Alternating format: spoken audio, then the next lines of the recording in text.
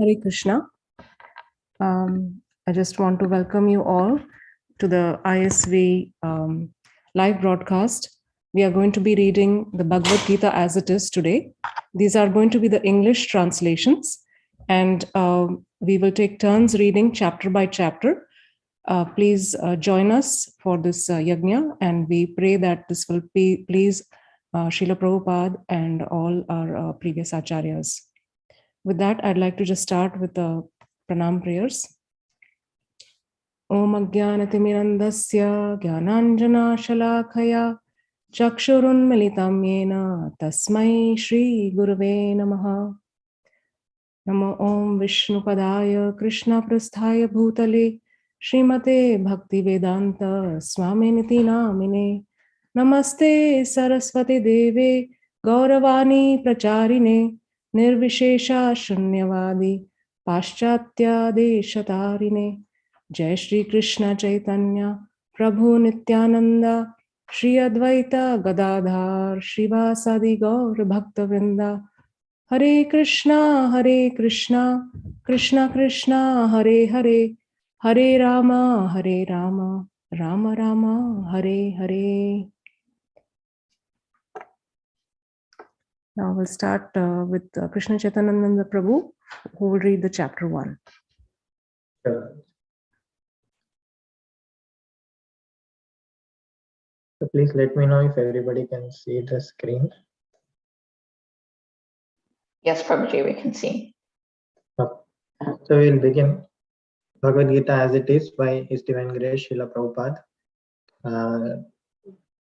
Chapter 1. Observing the armies on the battlefield of Kurukshetra. Arjuna Vishada Yoga.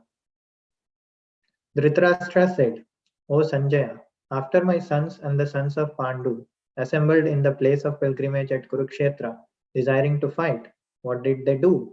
Sanjaya said, O king, after looking over the army arranged in the military formation by the sons of Pandu, King Duryodhana went to his teacher and spoke the following words.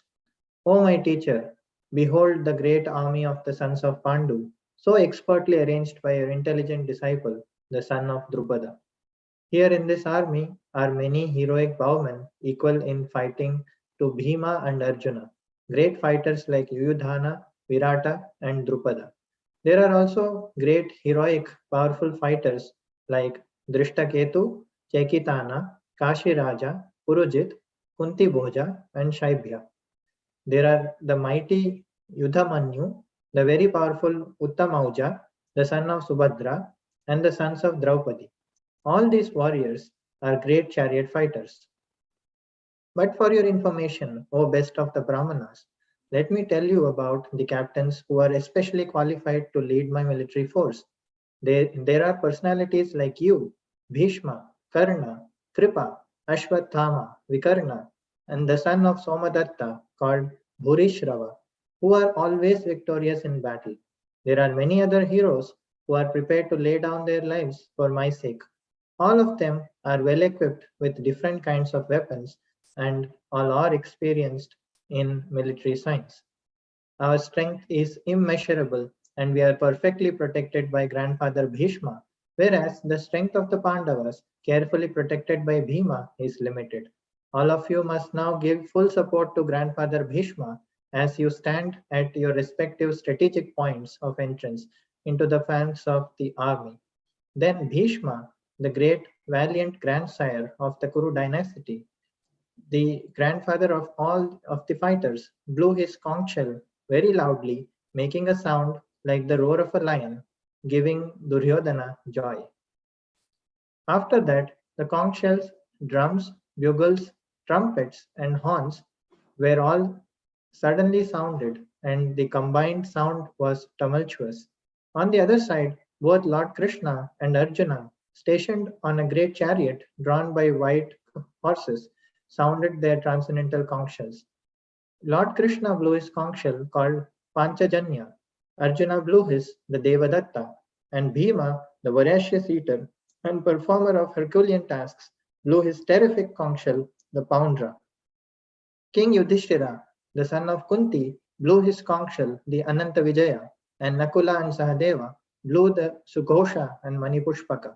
That great archer, the king of Kashi, the great fighter Shikhandi, Drishtadyumna, Virata, the unconquerable Satyaki, Drupada, the sons of Draupadi, and others, O king, such as the mighty armed son of Subhadra, all blew their respective conch shells.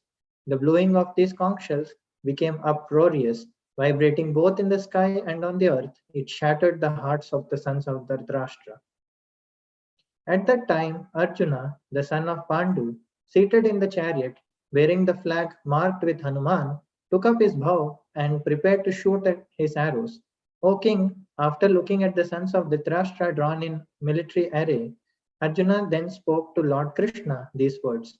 Arjuna said, O infallible one, please draw my chariot between these two armies so that I may see those present here who desire to fight and with whom I must contend in this great trial of arms.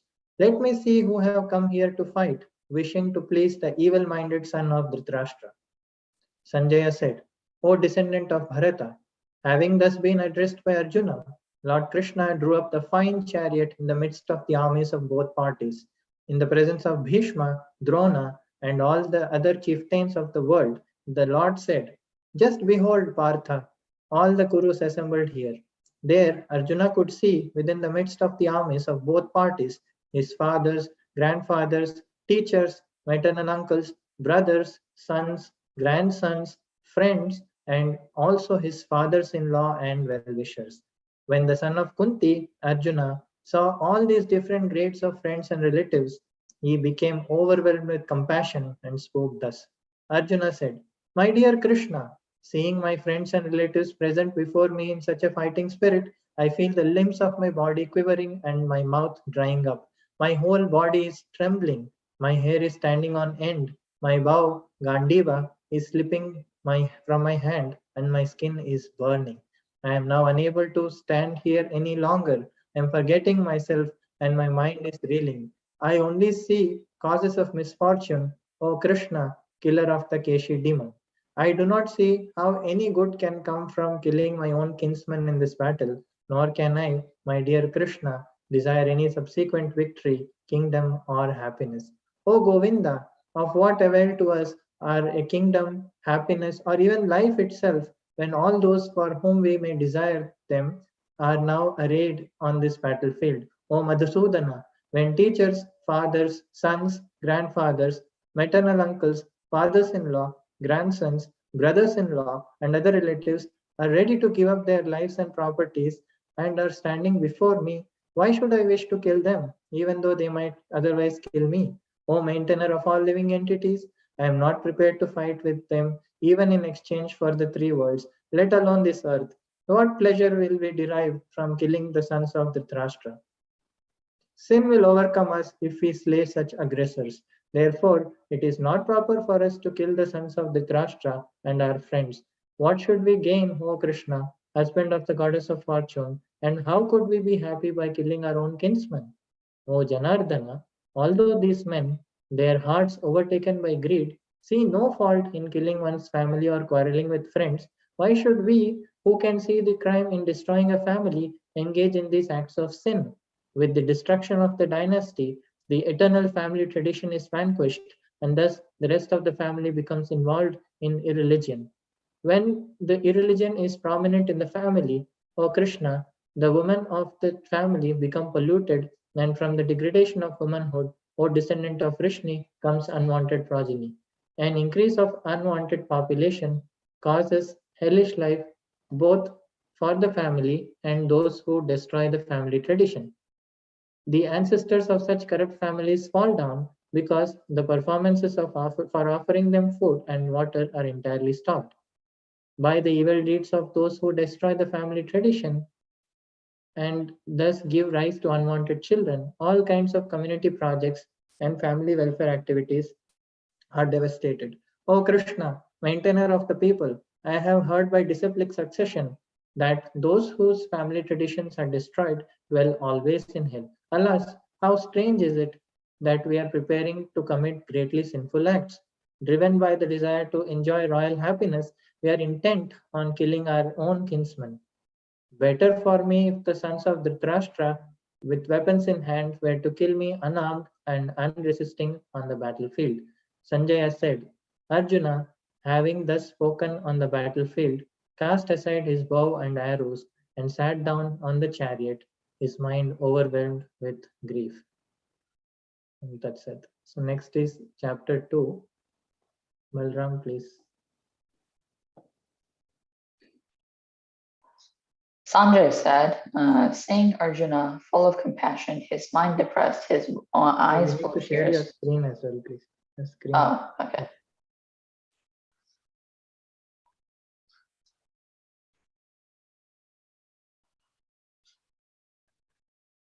Sanjaya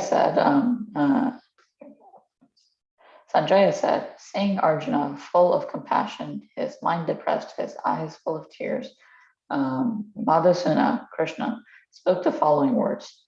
The Supreme Personality of Godhead said, my dear Arjuna, how have these impurities come upon you? They are not at all befitting a man who knows the value of life.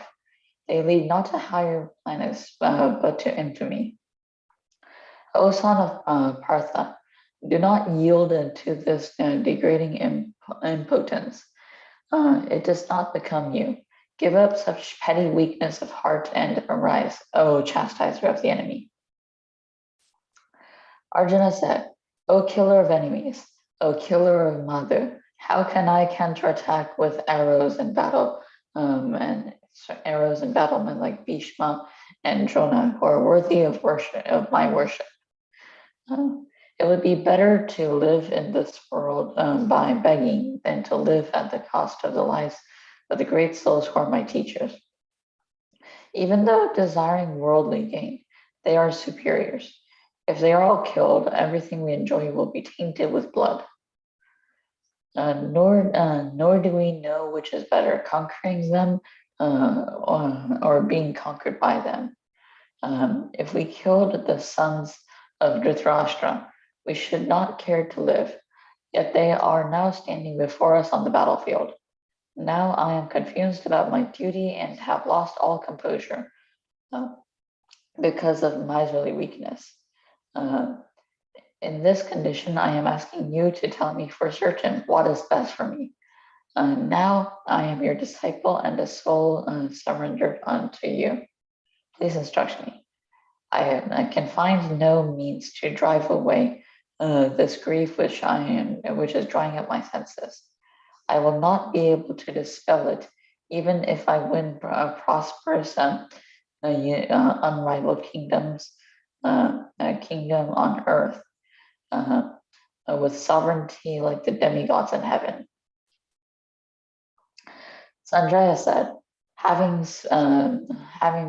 spoken thus, Arjuna, a chastiser of enemies, told Krishna, Govinda, I shall not fight, and fell silent. O descendant of Bharata, at that time, Krishna, smiling in the midst of both armies, spoke the following words to the grief-stricken Arjuna. The Supreme Personality of Godhead said, while speaking learned words, you are mourning for what is not worthy of grief. Those who are wise lament neither for the living nor for the dead. Never was there a time when I did not exist, nor you, nor all these kings, nor in the future shall any of us cease to be.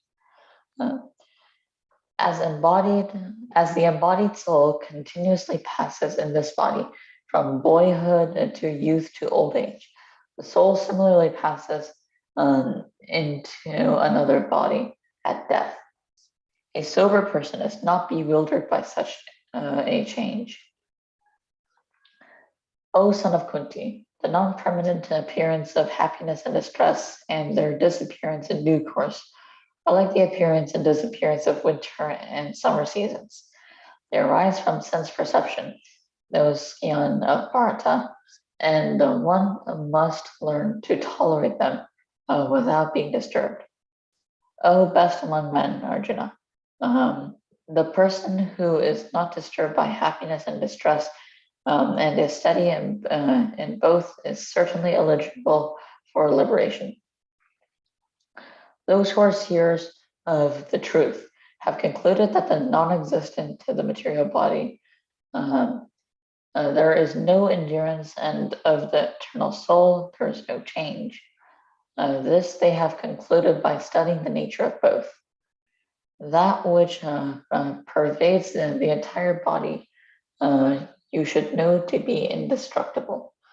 No one is able to destroy that imperishable soul.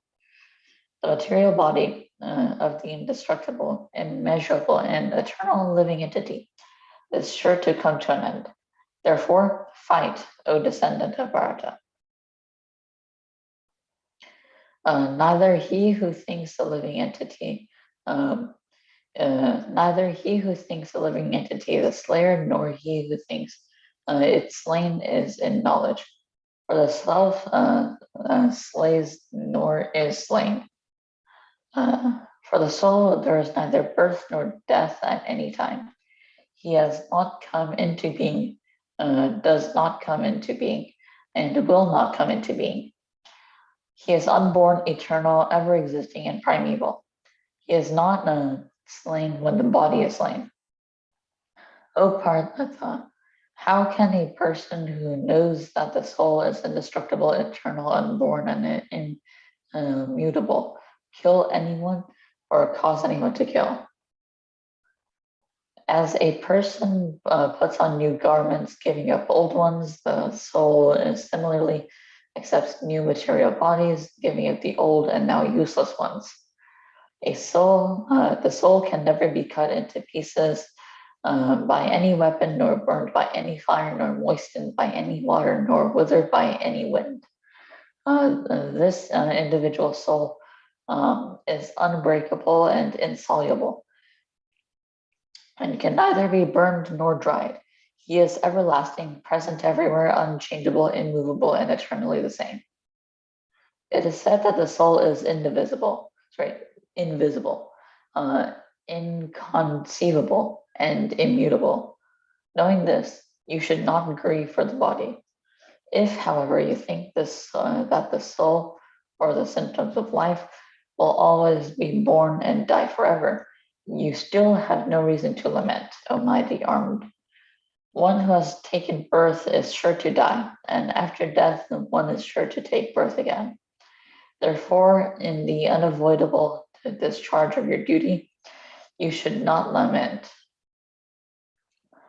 All created beings are unmanifest in their beginning, manifest in their interment state, and unmanifest again when annihilated.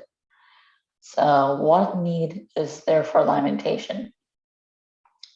Some look on the soul as amazing, some describe him as amazing, some hear of him as amazing, while others, even after hearing about him, cannot understand him at all. O descendant of Bharata, he who dwells in the body can never be slain. Therefore, you need not grieve for any living being. Considering your specific duty as a Kshatriya, you should know that there is no better arrangement for you than fighting on religious principles. And so there is no need for hesitation. O Partha, happy are the Kshatriyas to whom such fighting opportunities come unsought, opening for them the doors of the heavenly planets. If, however, you do not perform your religious duty of fighting, then you will certainly incur sins for neglecting your duties, and thus lose a reputation as a fighter.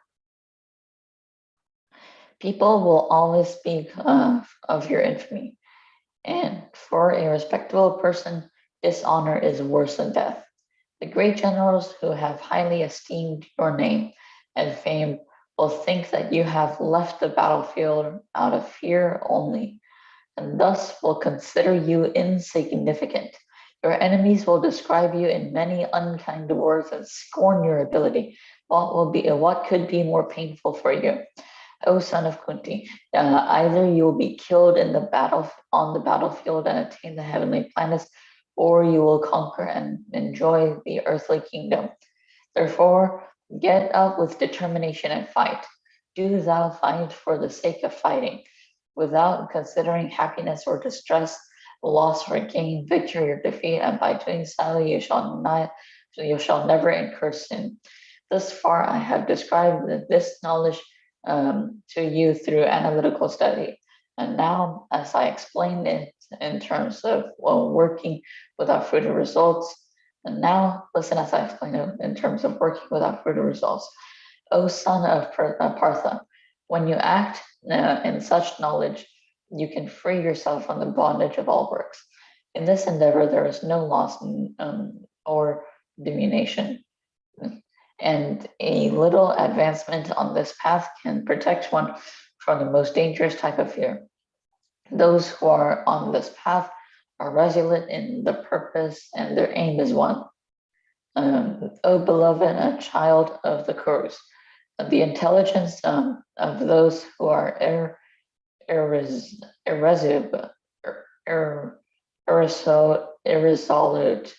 irresolute is many branched. Men of small knowledge are very much attached to the flowery words of the Vedas, which recommend various fruitive activities for elevation to the heavenly planets, resolute in good birth, power, and so forth. Being desirous of sense gratification and opulent in life, they say that there is nothing more than this. In the minds of those who are attached to sense enjoyment and material opulence, and who are bewildered by such things, their resolute determination for devotional service to the Supreme Lord does not take place.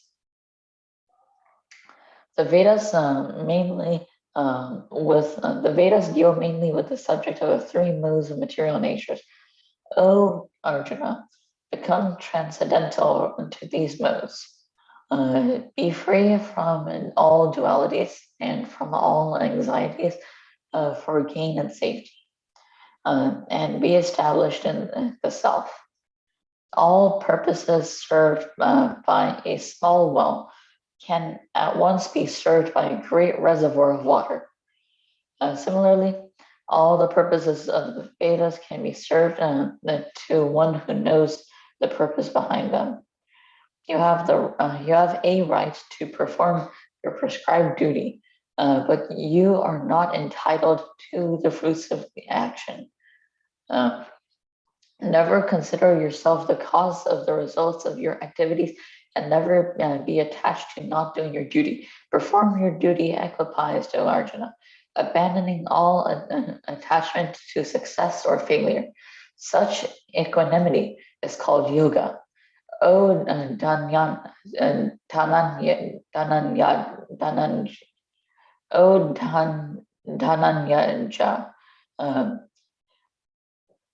keep all abominable. What? Dhananjaya. Dhananjaya. Keep all abominable activities far distant by the devotional service, and in that consciousness surrender unto the Lord. Those who want to enjoy the fruits of their work are misers. A man engaged in devotional service rids himself of both good and bad reactions even in this life. Therefore, strive for yoga, which is the art of all work.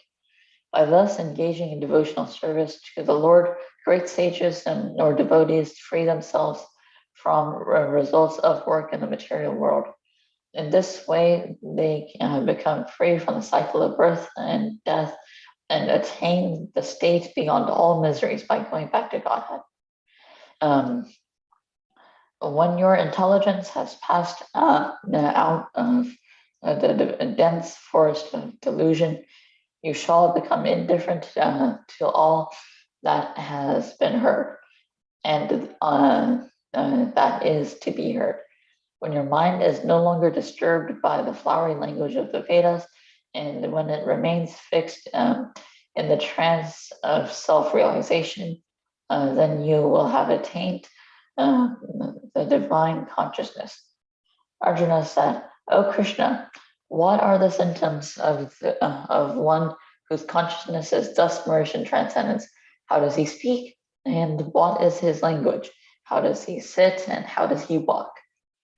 The Supreme Personality of Godhead said, "O Partha, when a man gives up all varieties of desire for sense gratification, which arise from mental concoction, and when his mind is thus purified, finds some satisfaction in the self alone, and he is said to be pure in transcendent.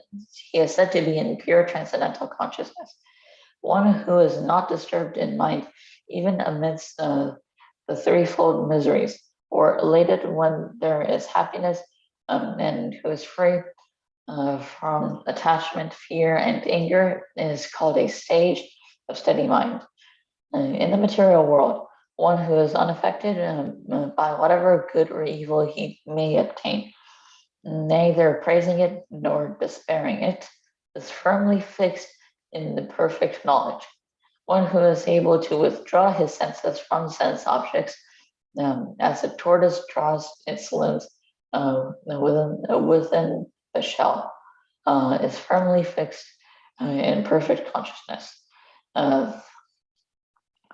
Through the embodied soul, though the embodied soul may be restricted from sense enjoyment, the taste for sense objects remains. But ceasing such engagements by experiencing a higher taste, he is fixed in consciousness. The senses are so strong and impetus, O Arjuna, that they can forcibly carry away the mind, even of a man of discrimination, who is endeavoring to control them.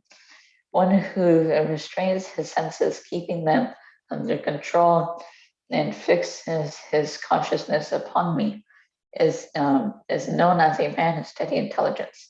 When contemplating the objects of the senses, a person develops attachment for them, and from such attachment, lust develops, and from lust, anger arises. From anger, complete delusion arises, and from complete delusion, bewilderment of memory. And when memory is bewildered, intelligence is lost, and after intelligence is lost, one falls down again into the material pool. But a person is free from all attachment when aversion and from all attachment and aversion, and able to control the senses through regulative principles of freedom, can obtain the mercy of the Lord. For one thus satisfied in Krishna consciousness, the threefold miseries of material existence exist no longer. In such satisfied consciousness, one's intelligence is soon well established. One who is not connected with the Supreme can neither transcend intelligence nor a steady mind, without which there is no possibility of peace. And how can there be any happiness without peace?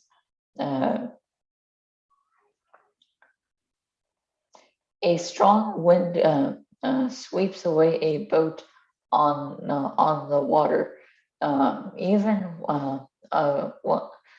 one of roaming senses, which the mind focuses, and can carry a man's intelligence. Therefore, O mighty armed, one who certainly one whose senses are restrained from the objects is certainly of steady intelligence. What is night for all beings is the time of awakening for the self-controlled, and the time of awakening for all beings is night for the introspective sage. A person who is not disturbed by the incessant flows of desires that enters like rivers into the ocean, which is ever being filled, but is always still, can alone achieve peace. and not the man who tries to satisfy such desires. A person who has given up all desires for sense gratification, who lives free from all desires, who has given up all sense of proprietorship, and is devoid of false ego, he alone can attain real peace. And that is the way of spiritual and godly life, after attaining which a man is not bewildered. If one is thus situated, even at the hour of death, one can attain into the kingdom of God. Thank you, Balram. You're welcome. Mataji. Thank you for inviting me on here.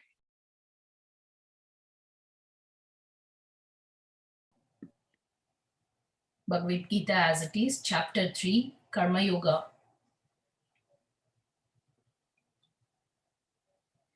Arjuna said, O Janardana, O Keshava, why do you want to engage me in this ghastly warfare if you think that intelligence is better than fruitive work?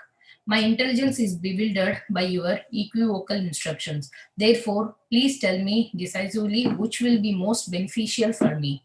The Supreme Personality of Godhead said, O sinless Arjuna, I have already explained that there are two classes of men who try to realize the self. Some are inclined to understand it by empirical philosophical speculation and others by devotional service.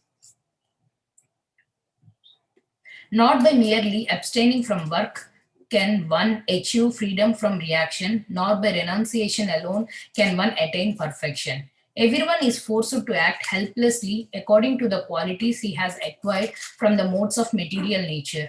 Therefore, no one can refrain from doing something, not even for a moment. One who restrains the senses of action but whose mind dwells on sense objects certainly deludes himself and is called a pretender. On the other hand, if a sincere person tries to control the active senses by the mind and begins karma yoga in Krishna consciousness without attachment, he is by far superior. Perform your prescribed duty, for doing so is better than not working. One cannot even maintain one's physical body without work. Work done as a sacrifice for Vishnu has to be performed, otherwise, work causes bondage in this material world. Therefore, O son of Kunti, perform your prescribed duties for his satisfaction, and in that way, you will always remain free from bondage. In the beginning of creation, the Lord of all creatures sent forth generations of men and demigods along with sacrifice for Vishnu and blessed them by saying, Be thou happy by this yajna sacrifice because its performance will bestow upon you everything desirable for living happily and achieving liberation. The demigods, being pleased by sacrifices, will also please you, and thus, by cooperation between men and demigods, prosperity will reign for all. In charge of various necessities of life, the demigods, being satisfied by the performance of yajna, sacrifice, will supply all necessities to you. But he who enjoys such gifts without offering them to the demigods in return is certainly a thief.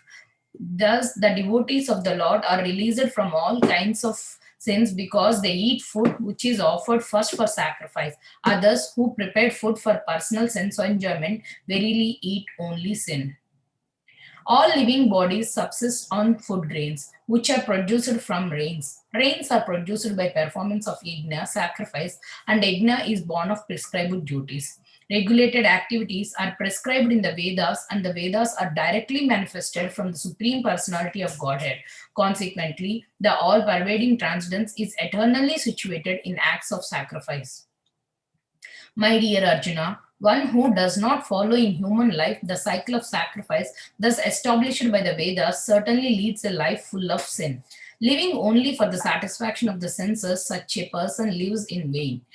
But for one who takes pleasure in the self, whose human life is one of self-realization, and who is satisfied in the self only, fully satiated from him, there is no duty. A self-realized man has no purpose to fulfill in discharge of his prescribed duties, nor has he any reason not to perform such work, nor has he any need to depend on any other living being. Therefore, without being attached to the fruits of activities, one should act as a matter of duty, for by working without attachment, one attains the supreme. Kings such as Janaka attained perfection solely by performance of prescribed duties. Therefore, just for the sake of educating the people in general, you should perform your work. Whatever reactions a great man performs, common men follow, and whatever standards he sets by exemplary acts, all the world pursues. O son of Pritha, there is no work prescribed for me within all the three planetary systems, nor am I in want of anything, nor have I a need to obtain anything, and yet I am engaged in prescribed duties. For if I ever fail to engage in carefully performing prescribed duties, O Partha, certainly all men would follow my path. If I did not perform prescribed duties, all these worlds would be put to ruination. I would be the cause of creating unwanted population, and I would thereby destroy the peace of all living beings. As the ignorant perform their duties with attachment to results, the learned may similarly act, but without attachment for the sake of leading people on the right path, so as not to disturb the minds of ignorant men attached to the fruitive results of prescribed duties. A learned person should not induce them to stop work. Rather, by working in the spirit of devotion, he should engage them in all sorts of activities for the gradual development of Krishna consciousness.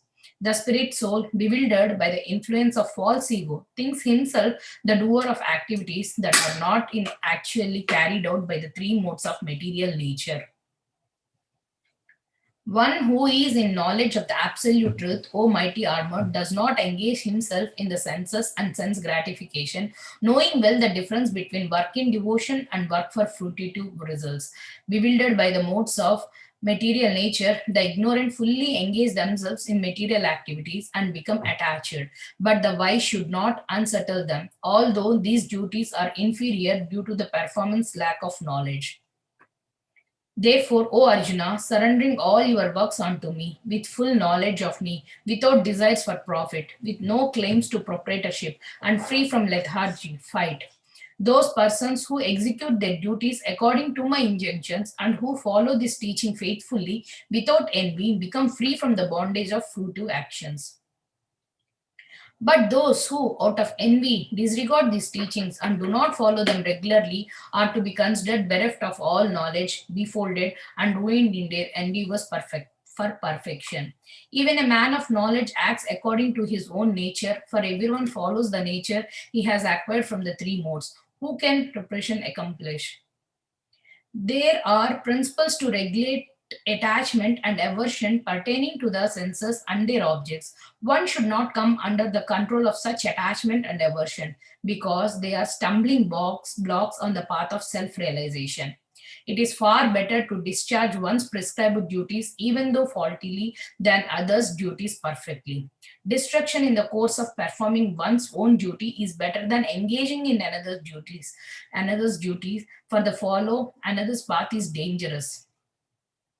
Arjuna said, O descendant of Vrishni, by what is one impelled to sinful acts, even unwillingly, as if engaged by force? The Supreme Personality of Godhead said, it is lust only, Arjuna, which is born of contact with the material mode of passion and later transformed into work, and which is the all-devouring sinful enemy of this world.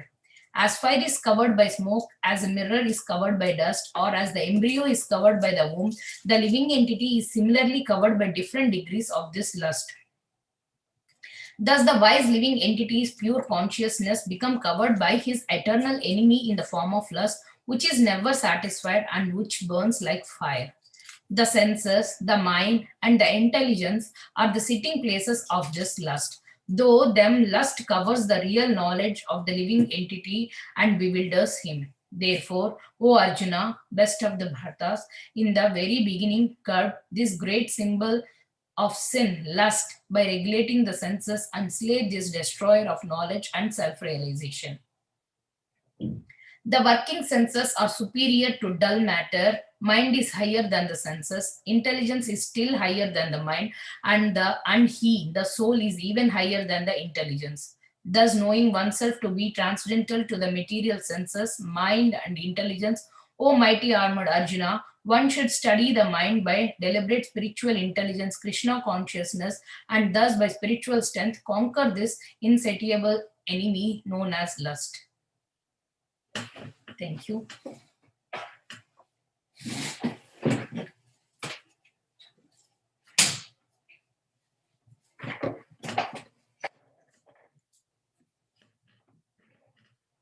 Chapter 4, Transcendental Knowledge.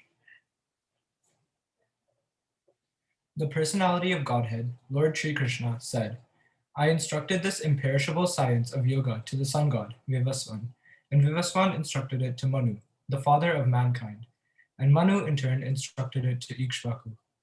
This supreme science was thus received through the chain of disciplic succession, and the saintly kings understood it in that way. But in course of time, the succession was broken, and therefore the science as it is appears to be lost. That very ancient science of the relationship with the Supreme is today told by me to you, because you are my devotee as well as my friend, and can therefore understand the transcendental mystery of this science. Arjuna said, the sun god Vivasvan is senior by birth to you. How am I to understand that in the beginning you instructed this science to him? The personality of Godhead said, many, many births, both you and I have passed. I can remember all of them, but you cannot, O subduer of the enemy. Although I am unborn, and my transcendental body never deteriorates, and although I'm the lord of all living entities, I still appear in every millennium in my original transcendental form. Whenever and wherever there is a decline in religious practice, O descendant of Bharata, and a predominant rise of irreligion, at that time I descend myself, to deliver the pious and to annihilate the miscreants, as well as to re-establish the principles of religion. I myself appear, millennium after millennium. One who knows the transcendental nature of my appearance and activities does not, upon leaving the body, take his birth again in this material world, but attains my eternal abode, or Arjuna. Being freed from attachment, fear, and anger, being fully absorbed in me and taking refuge in me, many, many persons in the past became purified by knowledge of me, and thus they all attained transcendental love for me. As all surrender unto me, I reward them accordingly. Everyone follows my path in all respects, O son of Pritha. Men in this world desire success in fruitive activities, and therefore they worship the demigods. Quickly, of course, men get results from fruitive work in this world. According to the three modes of material nature, and the work associated with them, the four divisions of human society are created by me. And although I'm the creator of this system, you should know that I am yet the non-doer, being unchangeable. There is no work that affects me, nor do I aspire for the fruits of action. One who understands this truth about me also does not become entangled in the fruitive reactions of work. All the liberated souls in ancient times acted with this understanding of my transcendental nature. Therefore, you should perform your duty, following in their footsteps. Even the intelligent are bewildered in determining what is action and what is inaction. Now I shall explain to you what action is, knowing which you shall be liberated from all misfortune. The intricacies of action are very hard to understand. Therefore, one should know properly what action is, what forbidden action is, and what inaction is. One who sees inaction in action and action in inaction is intelligent among men, and he is in the transcendental position, although engaged in all sorts of activities. One is understood to be in full knowledge, whose every endeavor is devoid of desire for sense gratification. He is said by sages to be a worker for whom the reactions of work have been burned up by the fire of perfect knowledge.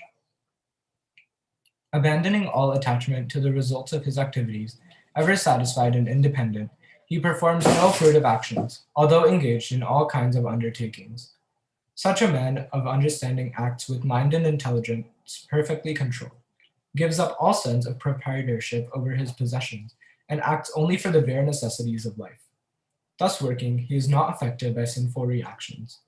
He who is satisfied with gain which comes of its own accord, who is free from duality and does not envy, who is steady in both success and failure, is never entangled, although performing actions. The work of a man who is unattached to the modes of material nature and who is fully situated in transcendental knowledge merges entirely into transcendence. A person who is fully absorbed in Krishna consciousness is sure to attain the spiritual kingdom because of his full contribution to spiritual activities, in which the consummation is absolute, and that which is offered is of the same spiritual nature. Some yogis perfectly worship the demigods by offering different sacrifices to them, and some offer sacrifices in the fire of the Supreme Brahman. Some, the unadulterated brahmacharis, sacrifice the hearing process and the senses in the fire of mental control, and others, the regulated householders, sacrifice the objects of the senses in the fire of the senses. Others, who are interested in achieving self-realization through control of the mind and senses, offer the functions of all the senses and of the life breath as oblations into the fire of the controlled mind. Having accepted strict vows, some become enlightened by sacrificing their possessions, and others by performing severe austerities, by practicing the yoga of eightfold mysticism, or by studying the Vedas to advance in transcendental knowledge. Still others, who are inclined to the process of breath restraint to remain in trance, practice by offering the movement of the outgoing breath into the incoming, and the incoming breath into the outgoing, and thus at last remain in trance, stopping all breathing. Others, curtailing the eating process, offer the outgoing breath into itself as a sacrifice. All these performers who know the meaning of sacrifice become cleansed of sinful reactions, and having tasted the nectar of the results of sacrifices, they advance towards the supreme eternal atmosphere. O best of the Kuru dynasty, without a sacrifice one can never live happily on this planet or in this life. What then of the next? All these different types of sacrifice are approved by the Vedas, and knowing all of them are born of different types of work. Knowing them as such, you will become liberated. O chastiser of the enemy, the sacrifice performed in knowledge is better than the mere sacrifice of all material possessions. After all, O son of Pritha, all sacrifices of work culminate in transcendental knowledge. Just try to learn the truth by approaching a spiritual master. Inquire from him submissively and render service unto him. The self-realized souls can impart knowledge unto you because they have seen the truth. Having obtained real knowledge from a self-realized soul, you will never fall again into such illusion, for by this knowledge you will see that all living beings are but part of the Supreme, or, in other words, that they are mine. Even if you are considered to be the most sinful of all sinners, when you are situated in the boat of transcendental knowledge, you will be able to cross over the ocean of miseries. As a blazing fire turns firewood to ashes, O Arjuna, so does the fire of knowledge burn to ashes all reactions to material activities. In this world, there is nothing so sublime and pure as transcendental knowledge. Some knowledge is the mature fruit of all mysticism, such knowledge. And one who has become accomplished in the practice of devotional service enjoys this knowledge within himself in due course of time.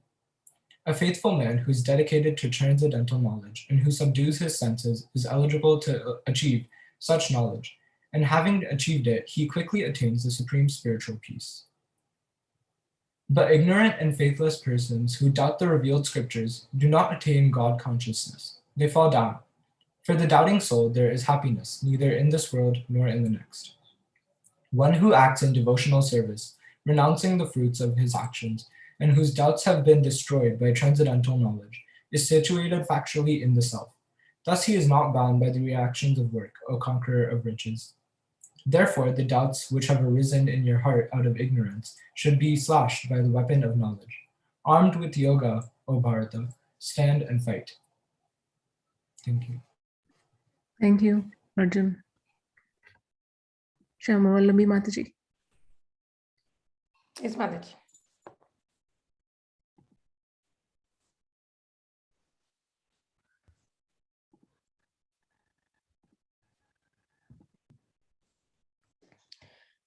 Chapter 5, Karma Yoga, Action in Krishna Consciousness. Arjuna said, O Krishna, first of all, you ask me to renounce work, and then again you recommend work with devotion. Now, will you kindly tell me definitely which of the two is more beneficial? The personality of Godhead replied, the renunciation of work and work in devotion are both good for liberation. But of the two, work in devotional service is better than renunciation of work. One who neither hates nor desires the fruits of his activities is known to be always renounced. Such a person, free from all dualities, easily overcomes material bondage and is completely liberated, O mighty armed Arjuna. Only the ignorant speak of devotional service, Karma Yoga, as being different from the analytical study of the material world. Those who are actually learned say that he who applies himself well to one of these paths achieves the results of both. One who knows that the position reached by the means of an analytical study can also be attained by devotional service, and who therefore sees an analytical study and devotional service to be on the same level, sees things as they are.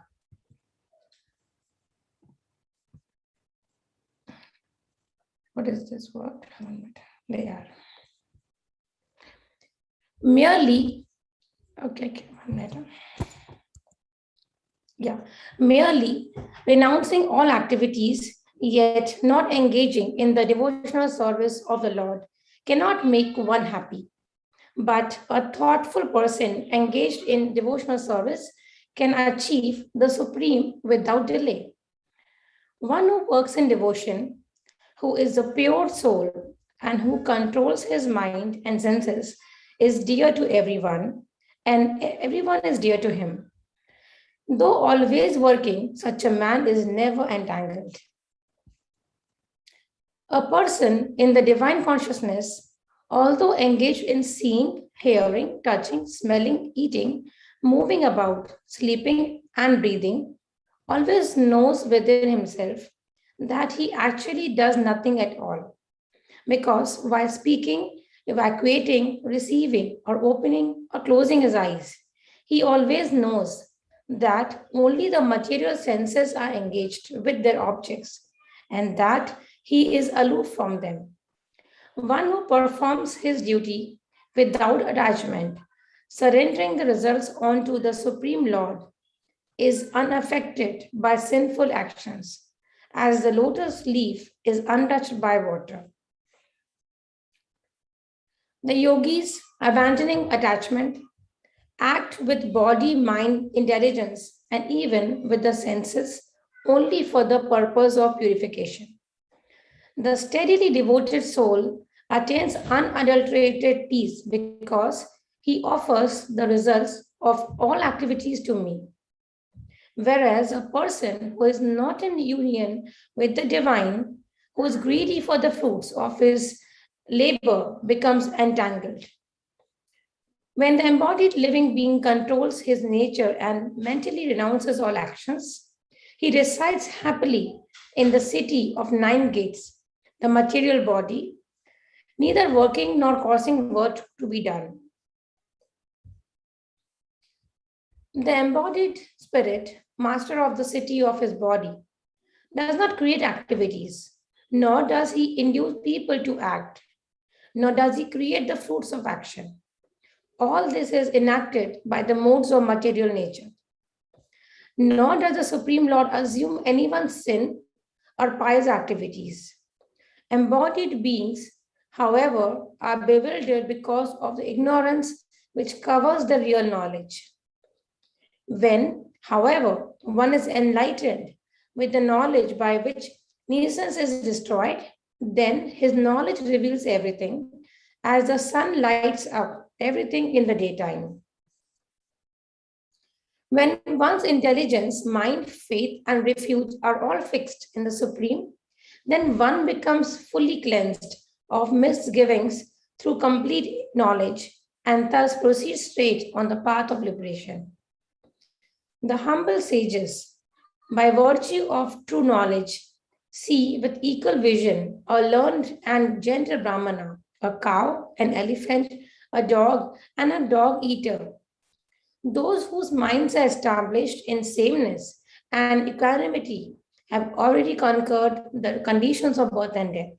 They are flawless like Brahman, and thus they are already situated in Brahman. A person who neither rejoices upon achieving something pleasant nor laments upon obtaining something unpleasant, who is self-intelligent, who is unbewildered, and who knows the signs of God, is already situated in transcendence. Such a liberated soul is not attracted to material sense pleasure, but is always in trance, enjoying the pleasure within. In this way, the self-realized person enjoys unlimited happiness, for he concentrates on the Supreme. An intelligent person does not take part in the source of misery, which are due to contact with the material senses. O son of Kunti, such pleasures have a beginning and an end, and so the wise man does not delight in them. Before giving up this present body, if one is absorbed to tolerate the urges of the material senses and check the force of desire and anger, he is well situated and is happy in this world. One whose happiness is within, who is active and rejoices within, and whose aim is inward, is actually the perfect mystic. He is liberated in the Supreme, and ultimately he attains the Supreme.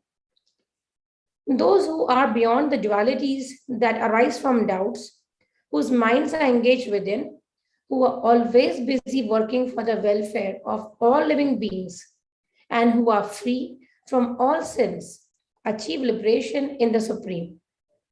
Those who are free from anger and all material desires, who are self-realized, self-disciplined, and constantly endeavoring for perfection, are assured of liberation in the Supreme in the very near future. Shutting out all external sense objects, keeping the eyes and vision concentrated between the eyebrows, suspending the inward and outward breaths within the nostrils, and thus controlling the mind, senses, and intelligence, the transcendentalist aiming at liberation becomes free from desire, free and anger. One who is always in this state is called liberated. A person in full consciousness of me, knowing me to be the ultimate beneficiary of all sacrifices and austerities, the Supreme Lord of all planets and demigods, and the benefactor and well-wisher of all living entities, attain peace from the pangs of material miseries. Thank you, Shyama Vallavi Mataji. Thank you, Mataji. Prabhu. Hare Krishna Mataji. Are you able to hear me okay, Mataji? Yes, go ahead, Prabhu. I shared my screen. Are you able to see my screen as well? Yes, can see. Thank you. Thank you for confirming.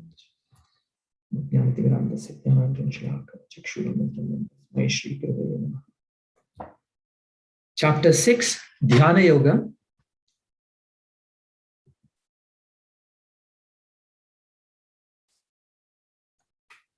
The Supreme Personality of Godhead said, "One who is unattached to the fruits of his work and who works as he is obligated is in the renounced order of life, and he is the true mystic, not he who lights no fire and performs no duty." What is called renunciation, you should know to be the same as yoga or linking oneself with the Supreme. O son of Pandu, for one can never become a yogi unless he renounces the desire for sense gratification. For one who is a neophyte in the eightfold yoga system, work is said to be the means.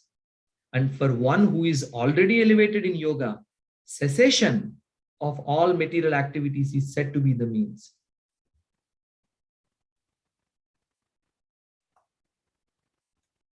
A person is said to be elevated in yoga when, having renounced all material desires, he neither acts for sense gratification nor engages in fruitive activities.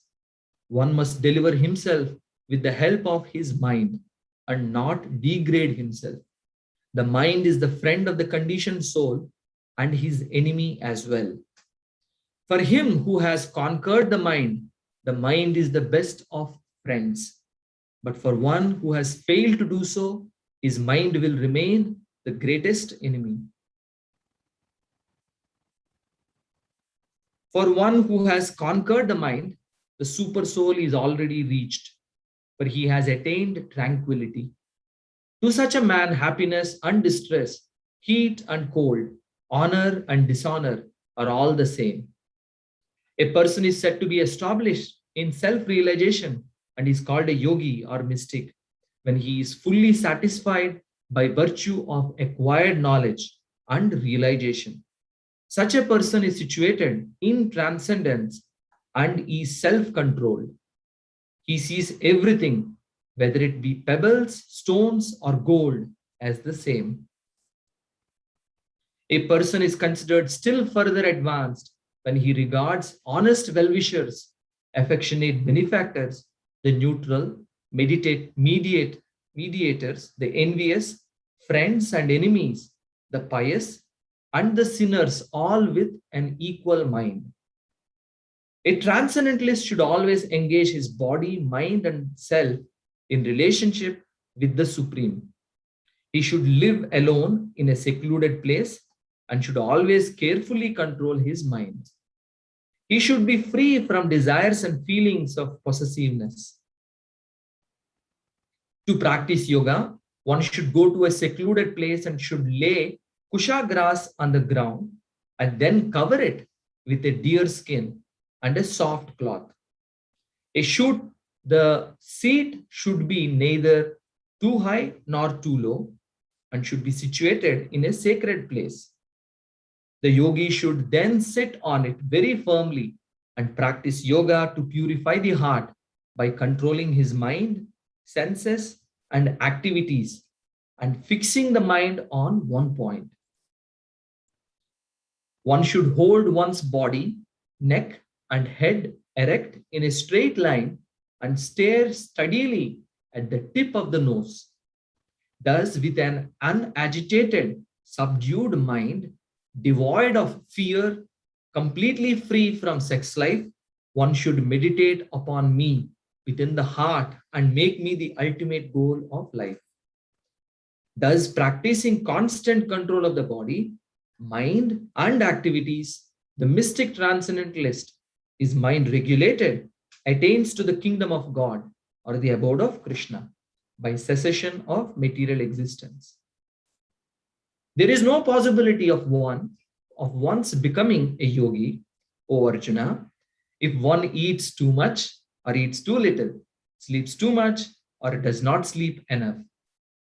He who is regulated in his habits of eating, sleeping, recreation, and work can mitigate all material pains by practicing the yoga system. When the yogi, by practice of yoga, disciplines his mental activities and becomes situated in transcendence, devoid of all material desires, he is said to be well established in yoga. As a lamp in a windless place does not waver, so the transcendentalist whose mind is controlled remains always steady in his meditation on the transcendent self. In the stage of perfection called trance or samadhi, one's mind is completely restrained from material mental activities by practice of yoga. This perfection is characterized by one's ability to see the self by the pure mind and to relish and rejoice in the self. In that joyous state, one is situated in boundless transcendental happiness, realized through transcendental senses. Established thus, one never departs from the truth, and upon gaining this, he thinks there is no greater gain. Being situated in such a position, one is never shaken, even in the midst of greatest difficulty. This indeed is actual freedom from all miseries arising from material contact. Jai. One should engage oneself in the practice of yoga with determination and faith and not be deviated from the path. One should abandon without exception all material desires born of mental speculation and thus control all the senses on all sides by the mind. Gradually, step by step, one should become situated in trance by means of intelligence, sustained by full conviction. And thus the mind should be fixed on the self alone and should think of nothing else. From wherever the mind wanders due to its flickering and unsteady nature, one must certainly withdraw it and bring it back under the control of the self. The yogi whose mind is fixed on me verily attains the highest perfection of transcendental happiness. He is beyond the mode of passion. He realizes his qualitative identity with the Supreme, and thus he is freed from all reactions to past deeds. Thus, the self-controlled yogi, constantly engaged in yoga practice, becomes free from all material contamination and achieves the highest stage of perfect happiness in transcendental loving service to the Lord. A true yogi observes me in all beings and also sees every being in me. Indeed, the self-realized person sees me, the same Supreme Lord, everywhere. For one who sees me everywhere and sees everything in me, I am never lost, nor is he ever lost to me. Such a yogi who engages in the worshipful service of the Super Soul, knowing that I and the Super Soul are one, remains always in me in all circumstances. He is a perfect yogi who, by comparison to his own self, sees the true equality of all beings in both their happiness and their distress. O Arjuna. Arjuna said, O Madhusudana, the system of yoga which you have summarized appears impractical and unendurable to me, for the mind is restless and unsteady. The mind is restless, turbulent, obstinate, and very strong, O Krishna. And to subdue it, I think, is more difficult than controlling the wind. Sri Bhagavan Vacha. Lord Sri Krishna said, O mighty armed son of Kunti, it is undoubtedly very difficult to curb the restless mind, but it is possible by suitable practice and by detachment. For one whose mind is unbridled, self-realization is difficult work. But he whose mind is controlled and who strives by appropriate means is assured of success. That is my opinion.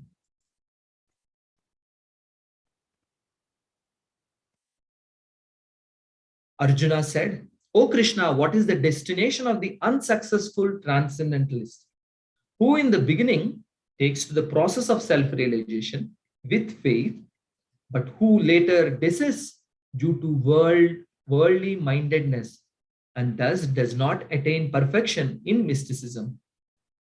O mighty armed Krishna, does not such a man who is bewildered from the path of transcendence fall away from both spiritual and material success and perish like a riven cloud with no position in any sphere?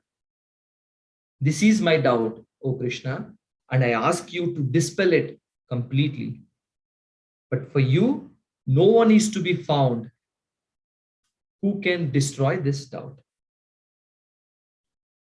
The Supreme Personality of Godhead said, Son of Pritha, a transcendentalist engaged in auspicious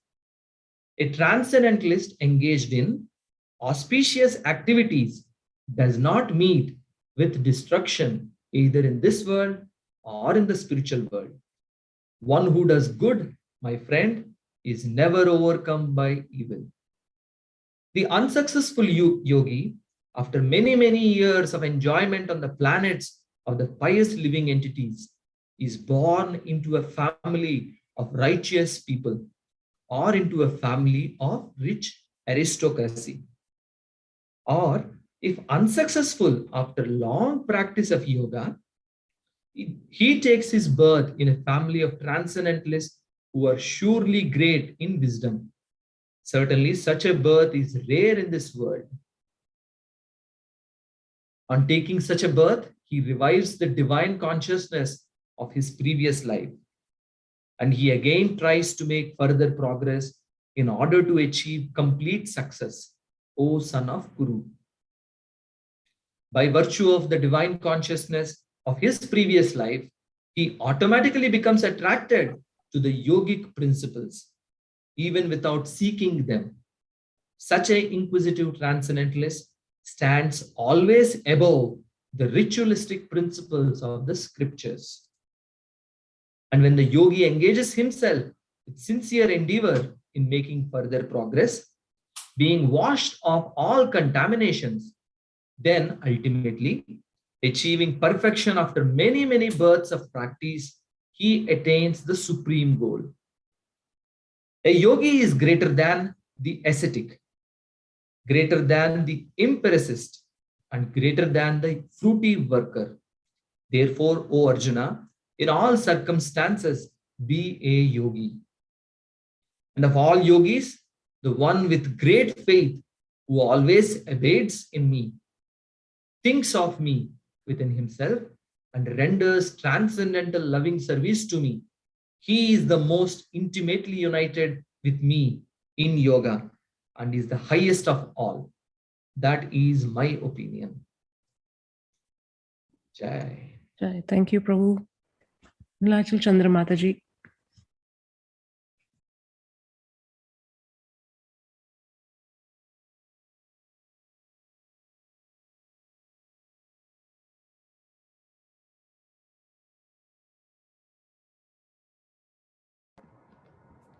Hare Krishna. Bhagavad Gita as it is, Chapter 7, Knowledge of the Absolute, Vigyan Yoga. The Supreme Personality of Godhead said, "Now hear, O son of Pritha, how by practicing yoga in full consciousness of me, with mind attached to me, you can know me in full, free from doubt. I shall now declare unto you in full this knowledge, both phenomenal and numinous. This being known, nothing further shall remain for you to know. Out of many thousands among men, one may endeavor for perfection, and of those who have achieved perfection, hardly one knows me in truth. Earth, water, fire, air, ether, mind, intelligence, and false ego, all together, these eight constitute my separated material energies. Beside these, O mighty armed Arjuna, there is another superior energy of mine, which comprises the living entities who are exploiting the resources of this material inferior nature. All created beings have their source in these two natures. Of all that is material and all that is spiritual in this world, know for certain that I am both the origin and the dissolution. O conqueror of wealth, there is no truth superior to me. Everything rests upon me as pearls are strung on a thread. O son of Kunti, I am the taste of water, the light of the sun and the moon, the syllable Om in the Vedic mantras. I am the sound in ether and ability in man.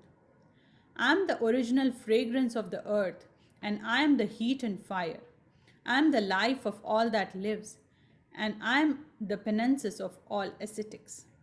O son of Pritha, know that I am the original seed of all existences, the intelligence of the intelligent, and the prowess of all powerful men. I am the strength of the strong, devoid of passion and desire. I am sex life which is not contrary to religious principles. O Lord of Bharatas, Arjuna, know that all states of being, be they of goodness, passion, or ignorance, are manifested by my energy. I am in one sense everything, but I am independent. I am not under the modes of material nature, for they, on the contrary, are within me.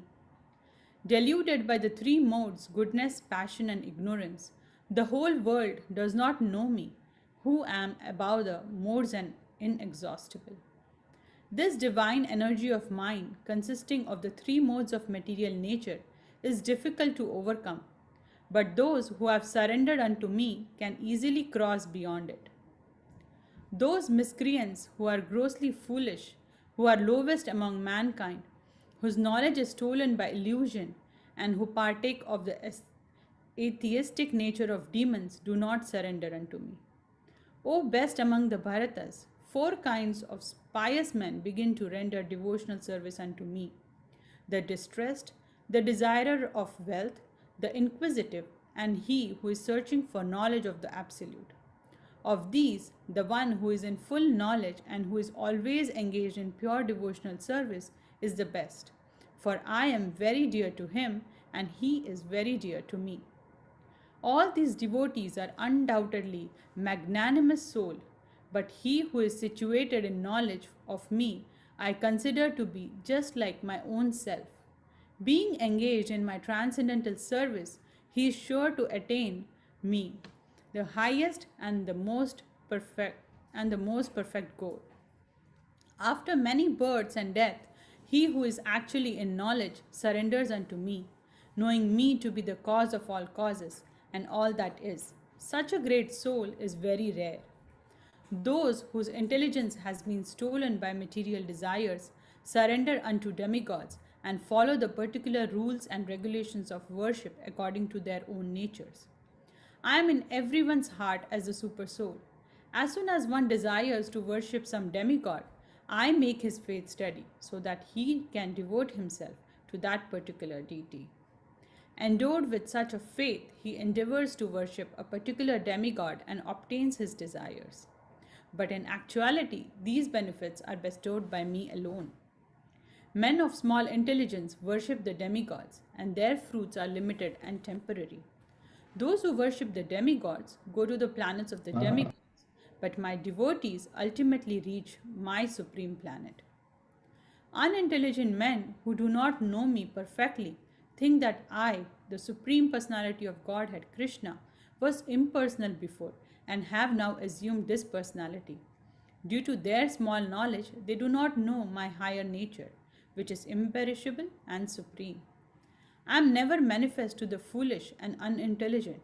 For them, I am covered by my internal potency, and therefore they do not know that I am unborn and infallible. O Arjuna, as the Supreme Personality of Godhead, I know everything that has happened in the past, all that is happening in the present, and all things that are yet to come. I also know all living entities, but me no one knows. O scion of Bharata, O conqueror of the foe, all living entities are born into delusion, bewildered by dualities arising from desire and hate.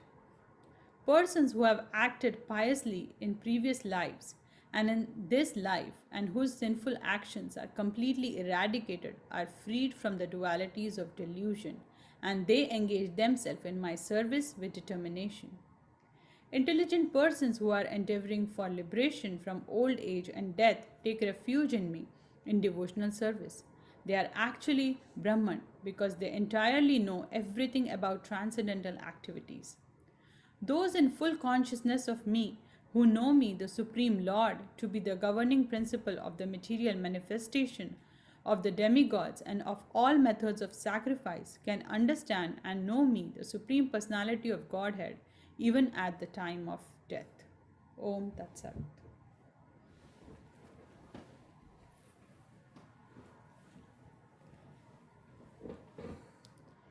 Chapter 8 Attaining the Supreme. Translation by His Divine Grace A.C. Bhaktivedanta Swami Prabhupada. Arjuna inquired, O my Lord, O Supreme Person, what is Brahman? What is the Self? What are fruit of activities? What is this material manifestation? And what are the demigods? Please explain this to me. Who is the Lord of Sacrifice and how does he live in the body, O Madhusudana? And how can those engaged in devotional service know you at the time of death? The Supreme Personality of Godhead said, the indestructible, transcendental living entity is called Brahman, and his eternal nature is called Adhyatma, the Self. Action pertaining to the development of the material bodies of the living entities is called karma, or fruitive activities. O best of the embodied beings, the physical nature, which is constantly changing, is called adibhuta, the material manifestation. The universal form of the Lord, which includes all the demigods, like those of the sun and moon, is called Adideva. And I, the Supreme Lord, represented as the Supersoul in the heart of every embodied being, am called Adiyagya, the Lord of Sacrifice.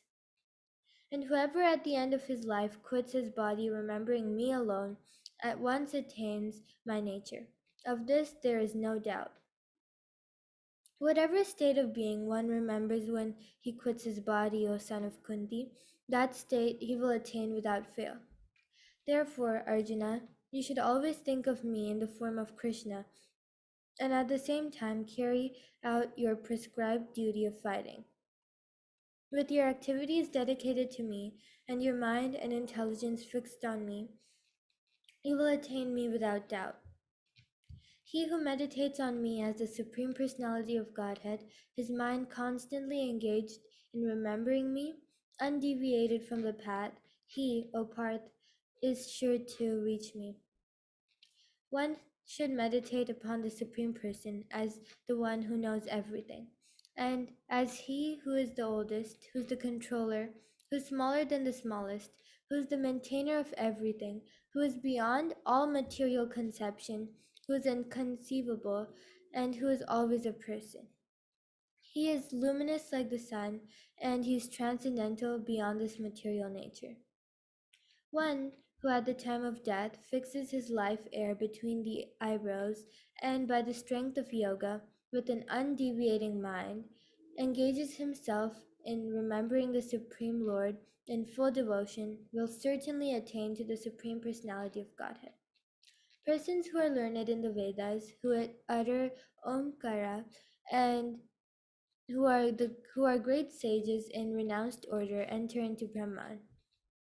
Desiring such perfection, one practices celibacy. I shall now briefly explain to you this process by which one may attain salvation. This yogic situation is that of detachment from all sensual engagements, closing all doors of the senses and fixing the mind on the heart and the life air at the top of the head. One establishes himself in yoga. After being situated in this yoga practice and vibrating the sacred syllable Om, the supreme combination of letters, if one thinks of the Supreme Personality of Godhead and quits his body, he will certainly reach the spiritual planets. For one who always remembers me without deviation, I am easy to obtain, O son of Pritha, because of his constant engagement in devotional service. After attaining me, the great souls, who are yogis in devotion, never return to this temporary world, which is full of miseries, because they have attained the highest perfection. From the highest planet in the material world down to the lowest, all are places of misery, wherein repeated birth and death take place. But one who attains to my abode, O son of Kunti, never takes birth again. By human calculation, 1,000 ages taken together form the duration of Brahma's one day, and such also is the duration of his night. At the beginning of Brahma's day, all living entities become manifest from the unmanifest state, and thereafter, when night falls, they are merged into unmanifest again. Again and again, when Brahma's day arrives, all living entities come into being, and with the arrival of Brahma's night, they are helplessly annihilated. Yet there is another unmanifested nature, which is eternal, and is transcendental to this manifested and unmanifested matter. It is supreme and is never annihilated. When all in this world is annihilated, that part remains as it is. That which the Vedantists describe as unmanifest and infallible, that which is known as the supreme destination, that place from which, having attained it, one never returns, that is my supreme abode. The Supreme Personality of Godhead, who is greater than all, is attainable by unalloyed devotion. Though he is present in his abode, he is all-pervading and everything is situated within him. O best of the Bharatas, I shall now explain to you the different times at which, passing away from this world, the yogi does or does not come back. Those who know the Supreme Brahman attain that Supreme by passing away from the world during the influence of the fiery god and the light at an auspicious moment of the day, during the fortnight of the waxing moon, or during the 6 months when the sun travels in the north.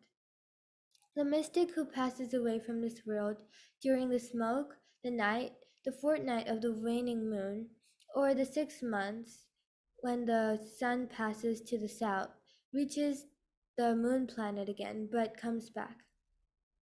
According to the Vedic opinion, there are 2 ways of passing from this world, one in light and one in darkness. When one passes in light, he does not come back, but when one passes in darkness, he returns. Although the devotees know these 2 paths, O Arjuna, they are never bewildered. Therefore, be always fixed in devotion. A person who accepts the path of devotional service is not bereft of these results derived from the studying the Vedas, performing sacrifices, undergoing austerities, giving charity, or pursuing philosophical and fruitive activities. Simply by performing devotional service, he attains all these, and at the end, he reaches the supreme eternal abode. That's it. Thank you. Thank you, Dhriti and Nilachal Chandra Mataji.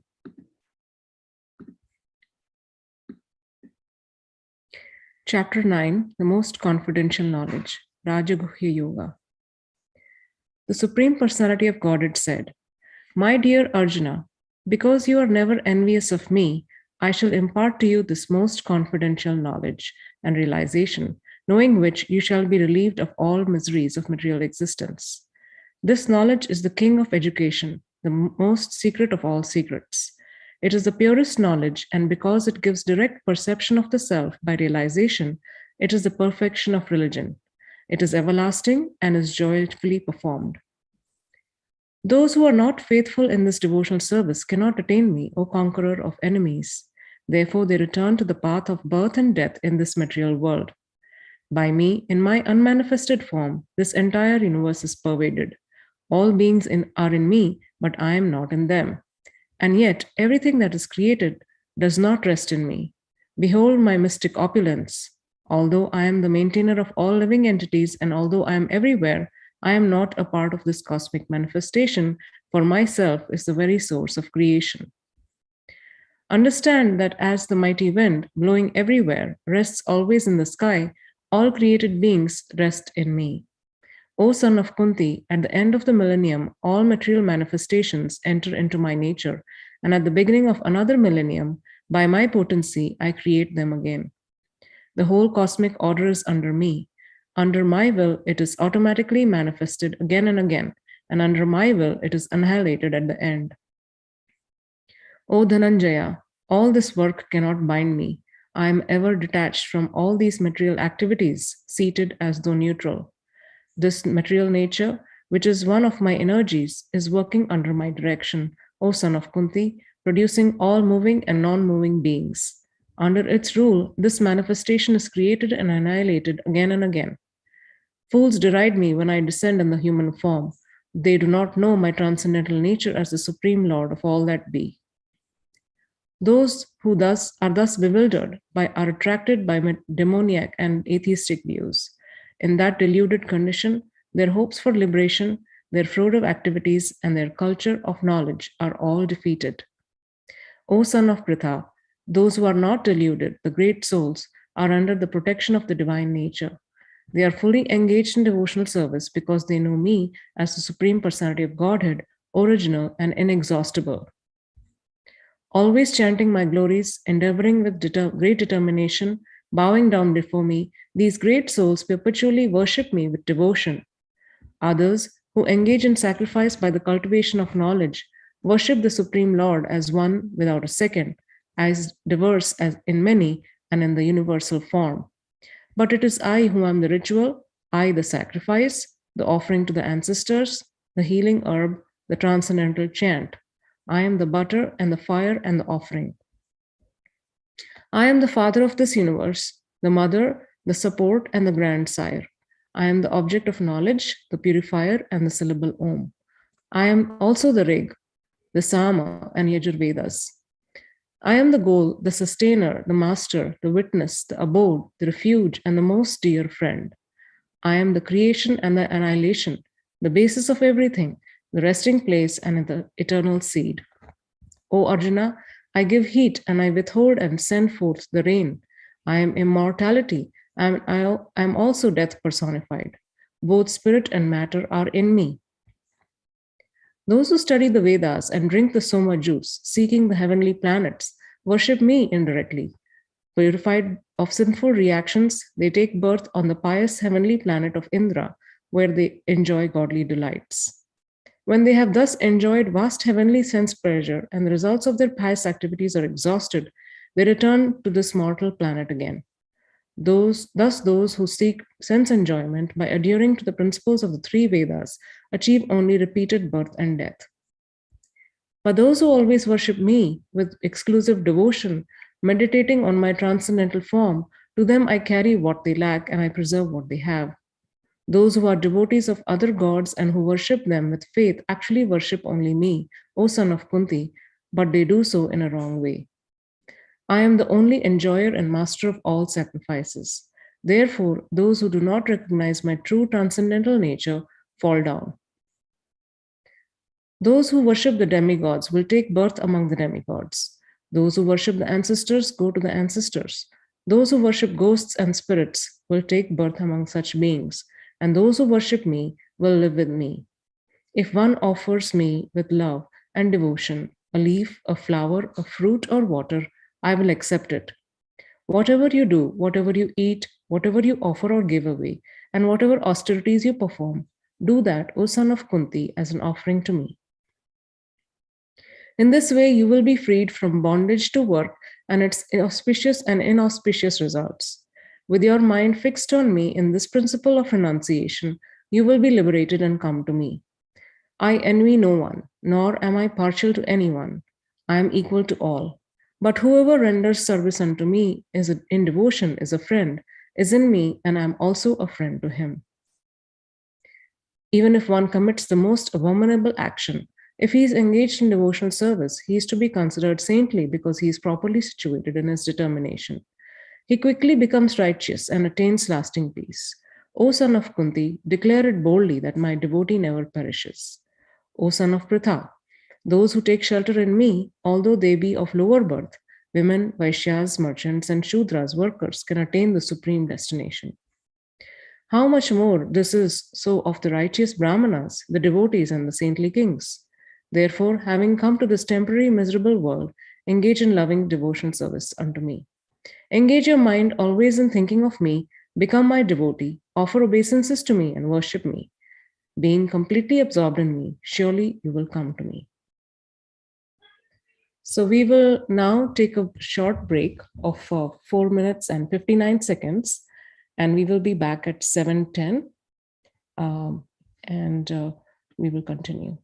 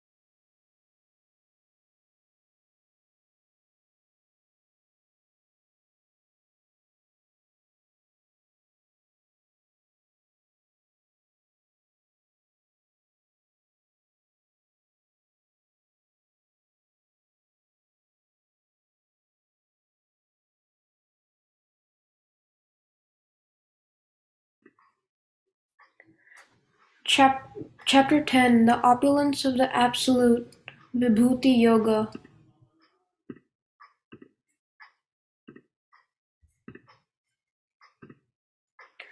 The Supreme Personality of Godhead said, "Listen again, O mighty armed Arjuna, because you are my dear friend.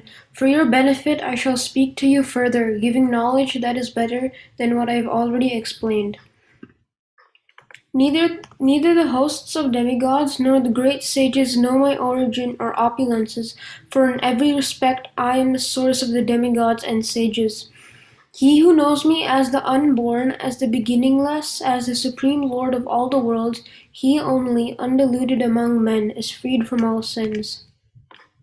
Intelligence, knowledge, freedom from doubt and delusion, forgiveness, truthfulness, control of the senses, control of the mind, happiness and distress, birth, death, fear, fearlessness, nonviolence, equanimity, satisfaction, austerity, charity, fame, and infamy.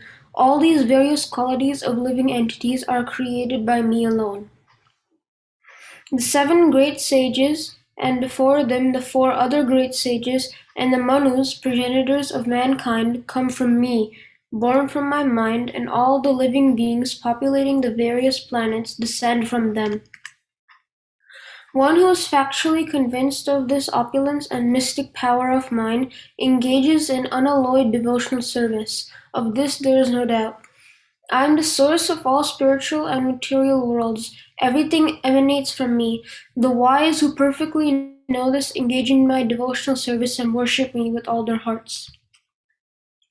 The thoughts of my pure devotees dwell in me. Their lives are fully devoted to my service, and they derive great satisfaction and bliss from always enlightening one another and conversing about me.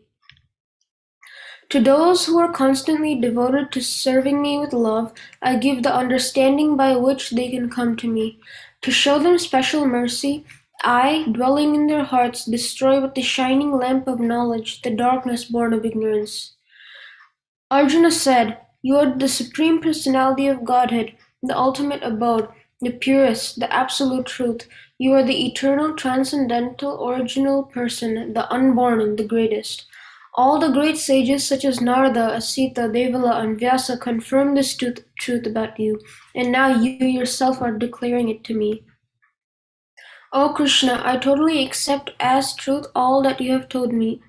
Neither the demigods nor the demons, O Lord, can understand your personality. Indeed, you alone know yourself by your own internal potency, O Supreme Person, origin of all, Lord of all beings, God of gods, Lord of the universe. Please tell me in detail of your divine opulences by which you pervade all these worlds. O Krishna, O Supreme Mystic, how shall I constantly think of you, and how shall I know you? In what various forms are you to be remembered, O Supreme Personality of Godhead? O Janardana, again, please describe in detail the mystic power of your opulences. I am never satiated in hearing about you, for the more I hear, the more I want to taste the nectar of your words.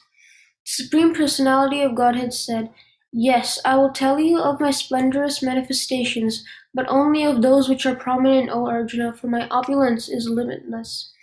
I am the Supersoul, O Arjuna, seated in the hearts of all living entities. I am the beginning, the middle, and the end of all beings. Of the Adityas I am Vishnu, of lights I am the radiant sun, of the Maruts I am Marichi, and among the stars I am the moon. Of the Vedas I am the Samaveda, of the demigods I am Indra, the king of heaven. Of the senses I am the mind, and in living beings I am the living force, consciousness. Of all the Rudras I am Lord Shiva, of the Yakshas and Rakshasas I am the Lord of wealth, Kuvera. Of the Vasus I am fire, Agni, and of mountains I am Meru. Of priests, O Arjuna, know me to be the chief Brihaspati. Of generals I am Kartikeya, and of bodies of water I am the ocean. Of the great sages I am Bhrigu, of vibrations I am the transcendental Om, of sacrifices I am the chanting of the holy names Japa, and of immovable things I am the Himalayas. Of all trees I am the banyan tree, and of the sages among the demigods I am Narada. Of the Gandharvas I am Chitarata, and among perfected beings I am the sage Kapila. Of horses, know me to be Ucheshriva, produced during the churning of the ocean for nectar. Of lordly elephants, I am Airavata, and among men I am the monarch. Of weapons, I am the thunderbolt. Among cows, I am the Surbi. Of causes for procreation, I am Kandarpa, the god of love. And of servants, I am Vasuki. Of the many-hooded Nagas, I am Ananta, and among the aquatics, I am the demigod Varuna. Of departed ancestors, I am Aryama, and among the dispensers of law, I am Yama, the lord of death. Among the Daitya demons, I am the devoted Prahlad. Among subduers, I am Time. Among beasts, I am the lion, and among birds, I am Garuda. Of purifiers, I am the wind. Of the wielders of weapons, I am Rama. Of fishes, I am the shark, and of flowing rivers, I am the Ganges. Of all creations, I am the beginning and the end, and also the middle, O Arjuna. Of all sciences, I am the spiritual science of the self, and among logicians, I am the conclusive truth. Of letters, I am the letter A, and among compound words, I am the dual compound. I am also inexhaustible time, and of creators, I am Brahma. I am all-devouring death, and I am the generating principle of all that is yet to be. Among women, I am fame, fortune, fine speech, memory, intelligence, steadfastness, and patience. Of the hymns in the Samaveda, I am the Brihat Sama, and of poetry, I am the Gayatri. Of months, I am Margashirsha, November to December, and of seasons, I am flower-bearing spring. I am also the gambling of cheats, and of the splendid I am the splendor. I am victory, I am adventure, and I am the strength of the strong. Of the descendants of Vrishni I am Vasudev, and of the Pandavas I am Arjuna. Of the sages I am Vyasa, and among great thinkers I am Ushana. Among all means of suppressing lawlessness I am punishment, and of those who seek victory I am morality. Of secret things I am silence, and of the wise I am the wisdom. Furthermore, O Arjuna, I am the generating seed of all existences. There is no being moving or non-moving that can exist without me. O mighty conqueror of enemies, there is no end to my divine manifestations. What I have spoken to you is but a mere indication of my infinite opulences. Know that all opulent, beautiful, and glorious creations spring from but a spark of my splendor. But what need is there, Arjuna, for all this detailed knowledge? With a single fragment of myself, I pervade and support this entire universe. Thus end the Bhaktivedanta purports to the 10th chapter of the Bhagavad Gita. Thank you, Nitai. Ananya Radhika Mataji.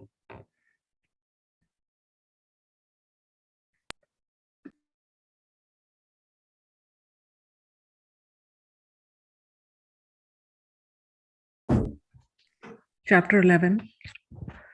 Is it visible? Yes, I can see your screen. It's chapter 12. You have to change it to chapter 11. 11 is.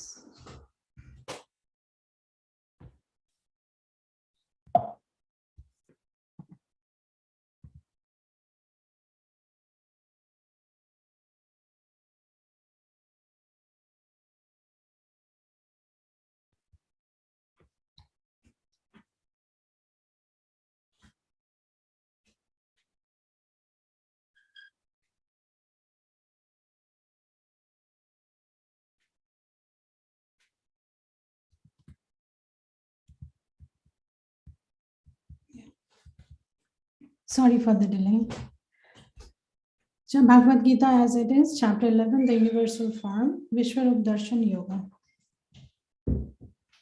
Arjuna said, by my hearing the instructions you have kindly given me about these most confidential spiritual subjects, my illusion has now been dispelled. O lotus-eyed one, I have heard from you in details about the appearance and disappearance of every living entity and have realized your inexhaustible glories. O greatest of all personalities, O supreme form, though I see you here before me in your actual position, as you have described yourself, I wish to see how you have entered into this cosmic manifestation. I want to see that form of yours. If you think that I am able to behold your cosmic form, O my Lord, O Master of all mystic power, then kindly show me that unlimited universal self. The Supreme Personality of Godhead said, My dear Arjuna, O son of Pritha, see now my opulences, hundreds of thousands of varied divine and multicolored forms. O best of the Bharatas, see here the different manifestations of Adityas, Vasus, Rudras, Ashwini Kumaras, and all the other demigods. Behold the many wonderful things which no one has ever seen or heard of before. O Arjuna, whatever you wish to see, behold at once in this body of mine. This universal form can show you whatever you now desire to see and whatever you may want to see in the future. Everything moving and non-moving is here completely in one place. But you cannot see me with your present eyes. Therefore, I give you divine eyes. Behold my mystic opulence. Sanjaya said, O king, having spoken thus, the supreme lord of all mystic power, the personality of God, displayed his universal form to Arjuna. Arjuna saw in that universal form unlimited mouths, unlimited eyes, unlimited wonderful visions. The form was decorated with many celestial ornaments and wore many divine upraised weapons. He wore celestial garlands and garments, and many divine scents were smeared all over his body. All was wondrous, brilliant, unlimited, all expanding. If hundreds of thousands of suns were to rise at once into the sky, their radiance might resemble the effulgence of the Supreme Person in that universal form. At that time, Arjuna could see in the universal form of the Lord the unlimited expansions of the universe situated in one place, although divided into many, many thousands. Then, bewildered and astonished, his hair standing on end, Arjuna bowed his head to offer obeisances and with folded hands began to pray to the Supreme Lord. Arjuna said, My dear Lord Krishna, I see assembled in your body all the demigods and various other living entities. I see Brahma sitting on the lotus flower, as well as Lord Shiva and all the sages and divine serpents. O Lord of the universe, O universal form, I see in your body many, many arms, bellies, mouths, and eyes expanded everywhere without limit. I see in you no end, no middle, and no beginning. Your form is difficult to see because of its glaring effulgence, spreading on all sides like blazing fire or the immeasurable radiance of the sun. Yet I see this glowing form everywhere, adorned with various crowns, clubs, and discs. You are the supreme primeval objective. You are the ultimate resting place of all this universe. You are inexhaustible, and you are the oldest. You are the maintainer of the eternal religion, the personality of Godhead. This is my opinion. You are without origin, middle, or end. Your glory is unlimited. You have numberless arms, and the sun and the moon are your eyes. I see you with blazing fire coming forth from your mouth, burning this entire universe by your own radiance. Although you are one, you spread throughout the sky and the planets and all space between. O great one, seeing this wondrous and terrible form, all the planetary systems are perturbed. All the hosts of demigods are surrendering before you and entering into you. Some of them, very much afraid, are offering prayers with folded hands. Hosts of great sages and perfected beings crying, "Oh, peace," are praying to you by singing the Vedic hymns. All the various manifestations of Lord Shiva, the Adityas, the Vasus, the Sadhyas, the Vishvedevas, the two Ashvis, the Maruts, the forefathers, the Gandharvas, the Yakshas, the Asuras, and the perfected demigods are beholding you in wonder. O mighty armed one, all the planets with their demigods are disturbed at seeing your great form with its many faces, eyes, arms, thighs, legs, and bellies, and your many terrible teeth. As they are disturbed, so am I. O all-pervading Vishnu, seeing you with your many radiant colors touching the sky, your gaping mouths, and your great glowing eyes, my mind is perturbed by fear. I can no longer maintain my steadiness or equilibrium of mind. O Lord of Lords, O refuge of the worlds, please be gracious to me. I cannot keep my balance, seeing thus your blazing, death like faces and awful teeth. In all directions, I am bewildered. All the sons of Dhritarashtra, along with their allied kings and Bhishma, Drona, Karna, and our chief soldiers also are rushing into your fearful mouths, and some I see trapped with heads smashed between your teeth. As the many waves of the rivers flow into the ocean, so do all these great warriors enter blazing into your mouths. I see all people rushing full speed into your mouths, as moth dash to destruction in a blazing fire. O Vishnu, I see you devouring all people from all sides with your flaming mouths. Covering all the universe with your effulgence, you are manifest with terrible scorching rays.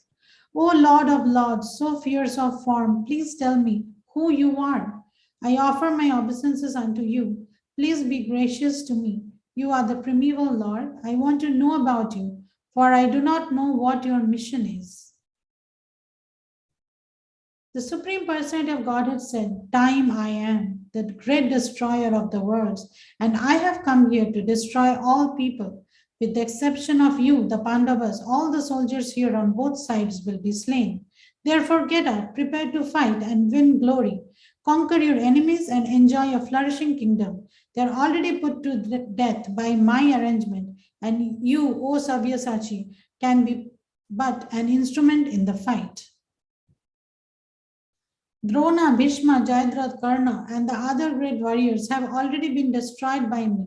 Therefore, kill them and do not be disturbed. Simply fight, and you will vanquish your enemies in battle. Sanjay said to Dhritarashtra, O king, after hearing these words from the Supreme Personality of Godhead, the trembling Arjuna offered obeisances with folded hands again and again. He fearfully spoke to Lord Krishna in a faltering voice as follows. Arjuna said, O master of the senses, the world becomes joyful upon hearing your name, and thus everyone becomes attached to you. Although the perfected beings offer you the respectful homage, the demons are afraid and they flee here and there. All this is rightly done. O great one, greater even than Brahma, you are the original creator. Why then should they not offer the respectful obeisances unto you? O limitless one, God of gods, refuge of the universe, you are the invincible source, the cause of all causes, transcendental to this material manifestation. You are the original personality of Godhead, the oldest, the ultimate sanctuary of this manifested cosmic world. You are the knower of everything, and you are all that is knowable. You are the supreme refuge above the material modes. O limitless form, this whole cosmic manifestation is pervaded by you. You are air, you are the supreme controller, you are fire, you are water, and you are the moon, you are Brahma, the first living creature, and you are the great grandfather. I therefore offer my respectful obeisances unto you 1,000 times, and again and yet again. Obeisances to you from the front, from behind, and from all sides. O unbounded power, you are the master of limitless might. You are all pervading, and thus you are everything. Thinking of you as my friend, I have rashly addressed you, O Krishna, O Yadava, O my friend. Not knowing your glories, please forgive whatever I may have done in madness or in love. I have dishonored you many times, jesting as we relaxed, lay on the same bed, or sat or ate together, sometimes alone, and sometimes in front of many friends. O infallible one, please excuse me for all those offenses. You are the father of the complete cosmic manifestation of the moving and the non-moving. You are its worshipable chief, the supreme spiritual master. No one is greater than you, nor can anyone be one with you. How then could there be anyone greater than you within the three worlds, O Lord of immeasurable power? You are the supreme Lord to be worshipped by every living being. Thus I fall down to offer you my respectful obeisances and ask your mercy. As a father tolerates the impudence of his son, a friend the impertinence of a friend, or a husband the familiarity of his wife, Please tolerate the wrongs I may have done you.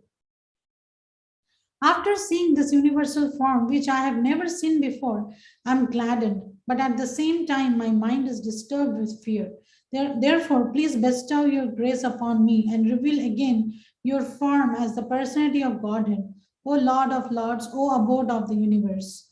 O universal form, O thousand-armed Lord, I wish to see you in your four-armed form, with helmeted head and with club, will, conch, and lotus flower in your hands. I long to see you in that form. The Supreme Personality of Godhead said, My dear Arjuna, happily have I shown you by my internal potency this supreme universal form within the material world. No one before you has ever seen this primeval form, unlimited and full of glaring effulgence. O best of the Kuru warriors, no one before you has ever seen this universal form of mine, for neither by studying the Vedas, nor by performing sacrifices, nor by charity, nor by pious activities, nor by severe penances can I be seen in this form in the material world. You have been perturbed and bewildered by seeing this horrible feature of mine. Now let it be finished. My devotee, be free again from all disturbances. With a peaceful mind, you can now see the form you desire. Sanjaya said to Dhritarashtra, the Supreme Personality of Godhead Krishna, having spoken thus to Arjuna, displayed his real four-armed form and at last showed his two-armed form, thus encouraging the fearful Arjuna. When Arjuna thus saw Krishna in his original form, he said, O Janardana, seeing this human-like form so very beautiful, I am now composed in mind, and I am restored to my original nature. The Supreme Personality of Godhead said, My dear Arjuna, this form of mind you are now seeing is very difficult to behold. Even the demigods are ever seeking the opportunity to see this form which is so dear. The form you are seeing with your transcendental eyes cannot be understood simply by studying the Vedas, nor by undergoing severe penances, nor by charity, nor by worship. It is not by these means that one can see me as I am. My dear Arjuna, only by undivided devotional service can I be understood as I am, standing before you, and can thus be seen directly. Only in this way you can enter into the mysteries of my understanding. My dear Arjuna, he who engages in my pure devotional service, free from the contaminations of fruitive activities and mental speculation, he who works for me, who makes me the supreme goal of his life, and who is friendly to every living being, he certainly comes to me. Thank you very much. Om Tat Sat. Thank you, Mataji. So, Rivan? Hare Krishna. Can you guys hear me? Yes, I can hear you. I'm going to start sharing now. All right, can you guys see my screen? Yes. Chapter 12, Devotional Service. Arjuna inquired, which are considered to be more perfect, those who are always properly engaged in your devotional service, or who worship the impersonal Brahman, the unmanifested? The Supreme Personality of Godhead said, those who fix their minds on my personal form and are always engaged in worshipping me with great and transcendental faith are considered by me to be the most perfect. But those who fully worship the unmanifested, that which lies beyond the perception of the senses, the all-pervading, inconceivable, unchanging, fixed and immovable, the impersonal conception of the absolute truth, by controlling the various senses and being equally disposed to everyone, such persons, engaged in the welfare of all, at last achieve me. For those whose minds are attached to the unmanifested, impersonal feature of the Supreme, advancement is very troublesome. To make progress in that discipline is always difficult for those who are embodied. But those who worship me, giving up all their activities into me, and being devoted to me without deviation, engaged in devotional service and always meditating upon me, having fixed their minds upon me, O son of Pratha, for them I am the swift deliverer from the ocean of birth and death.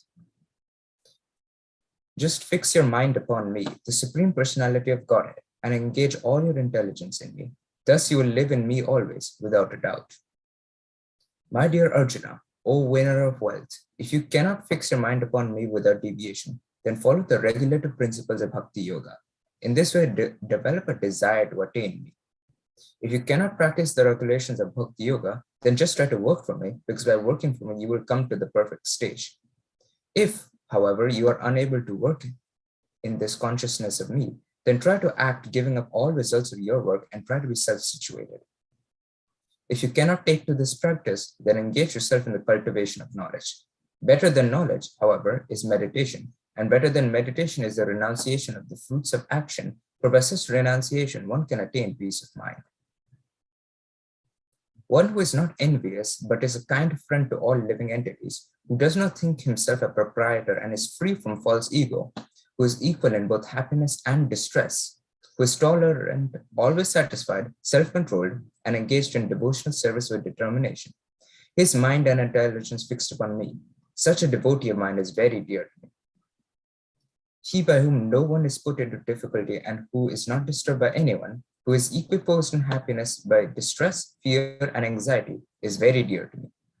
My devotee who is not dependent on the ordinary course of activities, who is pure, expert, without cares, free from all pains, and not striving for some result, is very dear to me. One who neither rejoices nor grieves, who neither laments nor desires, and who renounces both auspicious and inauspicious things, such a devotee is very dear to me.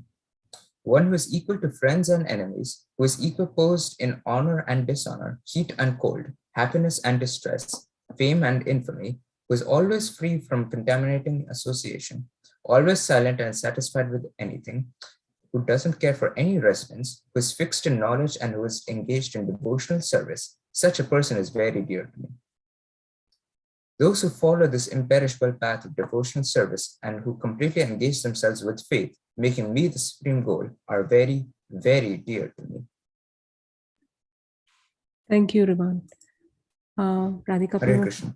Hare Krishna.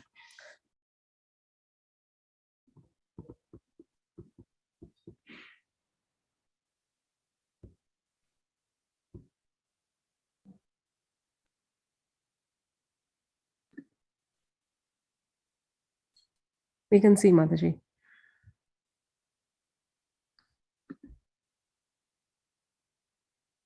We can't hear you.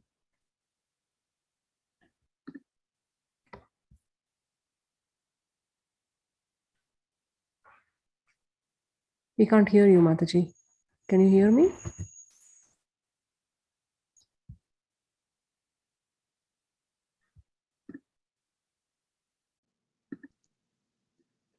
Hare Krishna Mataji, can you hear me now? Yes, we can hear you now. Yes, we can hear you now. Okay. Chapter 13, Nature, the Enjoyer and Consciousness, Prakriti Purusha Viveka Yoga. Arjuna said, "O my dear Krishna, I wish to know about Prakriti, nature, Purusha, the enjoyer, and the field, and the knower of the field, and of the knowledge, and the object of knowledge." The Supreme Personality of Godhead said, "This body, O son of Kunti, is called the field, and one who knows this body is called the knower of the field. O sign of Bharata, you should understand that I am also the knower in all bodies, and to understand this body and its knower is called knowledge. That is my opinion." Mataji, Now, sorry to please hear interrupt. my... Your voice is very soft. Any chance it can be louder? Louder? Maybe you can speak or come closer to the mic. Sure. Is this better? Yes, Mataji. Okay. Now, please hear my brief description of this field of activity and how it is constituted, what its stages are, whence it is produced, who that knower of the field of activities is, and what his influences are. That knowledge of the field of activities and of the knower of activities is described by various sages in various Vedic writings. It is especially presented in Vedanta Sutra with all reasoning as to cause and effect.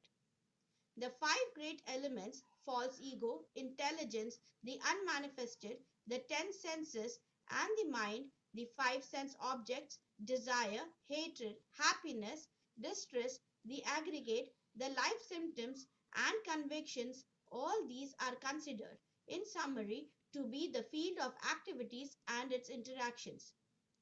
Humility, pridelessness, non-violence, tolerance, simplicity, approaching a bona fide spiritual master, cleanliness, steadiness, self-control, renunciation of the objects of sense gratification, absence of false ego, the perception of the evil of birth, death, old age, and disease, detachment, freedom from entanglement with children, wife, home, and the rest, even-mindedness amid pleasant and unpleasant events, constant and unalloyed devotion to me, aspiring to live in a solitary place, detachment from the general mass of people, accepting the importance of self realization, and philosophical search for the absolute truth.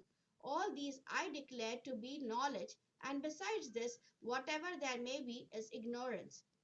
I shall now explain the knowable, knowing which you will taste the eternal. Brahman, the spirit, beginningless and subordinate to me, lies beyond the cause and effect of this material world. Everywhere are his hands and legs, his eyes, heads, and faces, and he has ears everywhere. In this way, the Supersoul exists, pervading everything. The Supersoul is the original source of all senses, yet he is without senses. He is unattached, although he is the maintainer of all living beings. He transcends the modes of nature, and at the same time, he is the master of all modes of material nature. The supreme truth exists outside and inside of all living beings, the moving and the non moving. Because he is subtle, he is beyond the power of the material senses to see or to know. Although far, far away, he is also near to all. Although the Supersoul appears to be divided among all beings, he is never divided. He is situated as one. Although he is the maintainer of every living entity, it is to be understood that he devours and develops all. He is the source of light in all luminous objects. He is beyond the darkness of matter and is unmanifested. He is knowledge, he is the object of knowledge, and he is the goal of knowledge. He is situated in everyone's heart. Thus, the field of activities, the body, knowledge, and the knowable have been summarily described by me. Only my devotees can understand this thoroughly and thus attain to my nature. Material nature and the living entities should be understood to be beginningless. Their transformations and the modes of matter are products of material nature. Nature is said to be the cause of all material causes and effects, whereas the living entity is the cause of the various sufferings and enjoyments in this world. The living entity in material nature thus follows the ways of life, enjoying the three modes of nature. This is due to his association with that material nature. Thus, he meets with good and evil among various species. Yet in this body there is another, a transcendental enjoyer, who is the Lord, the supreme proprietor, who exists as the overseer and permitter, and who is known as the Supersoul. One who understands this philosophy concerning material nature, the living entity, and the interaction of the modes of nature is sure to attain liberation. He will not take birth here again, regardless of his present position. Some perceive the Supersoul within themselves through meditation, others through the cultivation of knowledge, and still others through working without fruitive desires. Again, there are those who, although not conversant in spiritual knowledge, begin to worship the Supreme Person upon hearing about him from others. Because of their tendency to hear from authorities, they also transcend the path of birth and death. O Chief of the Bharatas, know that whatever you see in existence, both the moving and the non-moving, is only a combination of the field of activities and the knower of the field. One who sees the Supersoul accompanying the individual soul in all bodies, and who understands that neither the soul nor the Supersoul within the destructible body is ever destroyed, actually sees. One who sees the supersoul equally present everywhere in every living being does not degrade himself by his mind. Thus, he approaches the transcendental destination. One who can see that all activities are performed by the body, which is created of material nature, and sees that the self does nothing, actually sees. When a sensible man ceases to see different identities due to different material bodies, and he sees how beings are expanded everywhere, he attains to the Brahman conception. Those with the vision of eternity can see that the imperishable soul is transcendental, eternal, and beyond the modes of nature, despite contact with the material body. O Arjuna, the soul neither does anything nor is entangled. The sky, due to its subtle nature, does not mix with anything, although it is all pervading. Similarly, the soul situated in Brahman vision does not mix with the body, though situated in that body. O son of Bharata, as the sun alone illuminates all this universe, so does the living entity, one within the body, illuminate the entire body by consciousness. Those who see with eyes of knowledge the difference between the body and the knower of the body, and can also understand the process of liberation from bondage in material nature, attain to the supreme goal. Om Tat Sat. Thank you, Mataji. Thank you, Mataji. You have to be a little louder.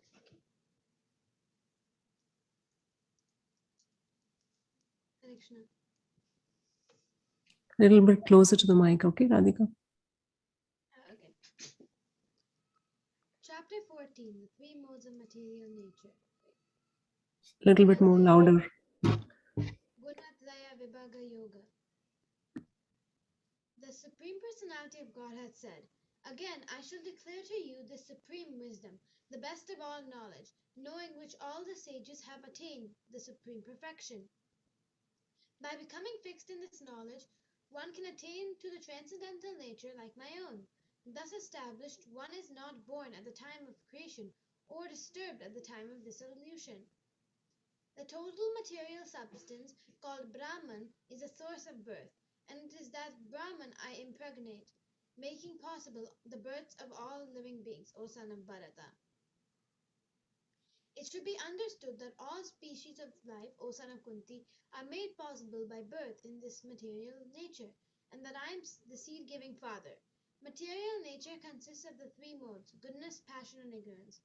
When the eternal living entity comes in contact with nature, O mighty Arjuna, he becomes conditioned by these modes. O sinless one, the mode of goodness, being purer than the others, is illuminating, and it frees one from all sinful reactions. Those situated in that mode become conditioned by a sense of happiness and knowledge. The mode of passion is born of unlimited desires and longings, O son of Kunti, and because of this the embodied living entity is bound to material fruitive actions. O son of Bharata, O son of Bharata, know that the mode of all darkness, born of ignorance, is the delusion of all the embodied living entities. The results of this mode are madness, indolence, and sleep, which bind the conditioned soul. O son of Bharata, the mode of goodness conditions one to happiness, passion conditions one to fruitive action, and ignorance, covering one's knowledge, binds one to madness. Sometimes the mode of goodness becomes prominent, defeating the modes of passion and ignorance, O son of Bharata. Sometimes the mode of passion defeats goodness and ignorance, and at other times ignorance defeats goodness and passion. In this way there is always competition for supremacy. The manifestation of the modes of goodness can be experienced when all the gates of the body are illuminated by knowledge. O chief of the Bharatas, when there is an increase in the mode of passion, the symptoms of great attachment, fruitive activity, intense endeavor, and uncontrollable desire and hankering develop. When there is an increase in the mode of ignorance, O son of Kuru, darkness, inertia, madness, and illusion are manifested. When one dies in the mode of goodness, he attains to the pure higher planet of the great sages. When one dies in the mode of passion, he takes birth amongst those engaged in fruitive activities. and when one dies in the mode of ignorance, he takes birth in the animal kingdom. The result of pious action is pure and is said to be in the mode of goodness, but action done in the mode of passion results in misery, and action performed in the mode of ignorance results in foolishness. From the mode of goodness, real knowledge develops. From the mode of passion, greed develops, and from the mode of ignorance develop foolishness, madness, and illusion. Those situated in the mode of goodness gradually go upward to the higher planets. Those in the mode of passion live on the earthly planets, and those in the abominable world of ignorance go down to the hellish worlds. When one properly sees that in all activities no other performer is at work than these modes of nature, then he knows that the Supreme Lord, who is transcendental to all these modes, he attains my spiritual nature. When the embodied being is able to transcend these three modes associated with the material body, he can become free from birth, death, old age, and their distress, and can enjoy nectar even in this life. Arjuna inquired, "O my dear Lord, by which symptoms is one known who is transcendental to those three modes? What is his behavior, and how does he transcend the modes of nature?" The Supreme Personality of Godhead said, O son of Pandu, he who does not hate illumination, attachment, and illusion when they are present, or long for them when they disappear, who is unwavering and undisturbed through all these reactions of the material qualities, remaining neutral and transcendental, knowing that the modes alone are active, who is situated in the self and regards alike happiness and distress, who looks upon a lump of earth, a stone, and a piece of gold with an equal eye, who is equal towards the desirable and the undesirable, who is steady, situated equally well in both praise and blame, honor and dishonor, who treats alike both friend and enemy, and who has renounced all material activities. Such a person is said to have transcended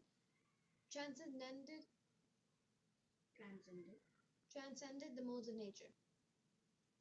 One who engages in devotional service, unfailing in all circumstances, at once transcends the modes of material nature, and thus comes to the level of Brahman. And I am the basis of the impersonal Brahman, which is immortal, imperishable, and eternal, and is the constitutional position of the ultimate happiness. Om Tat Sat. Thank you, Radhika. Okay. Divya Kumari Mataji? Hare Krishna Mataji. Am I audible? Yes, loud and clear. And you can share your screen also. Yes, Mataji. You see it, Mataji? Yes, Mataji, we can see. Hare Krishna. Chapter 15, the Yoga of the Supreme Person, Purushottama Yoga. The Supreme Personality of Godhead said, it is said that there is an imperishable banyan tree that has its roots upward and its branches down, and whose leaves are the Vedic hymns. One who knows this tree is the knower of the Vedas. The branches of this tree extend downward and upward, nourished by the three modes of material nature. The twigs are the objects of the senses. This tree also has roots going down, and these are bound to the fruitive actions of human society. The real form of this tree cannot be perceived in this world. No one can understand where it ends, where it begins, or where its foundation is. But with determination, one must cut down this strongly rooted tree with the weapon of detachment. Thereafter, one must seek that place from which, having gone, one never returns, and there surrender to that Supreme Personality of Godhead, from whom everything began and from whom everything has extended since time immemorial.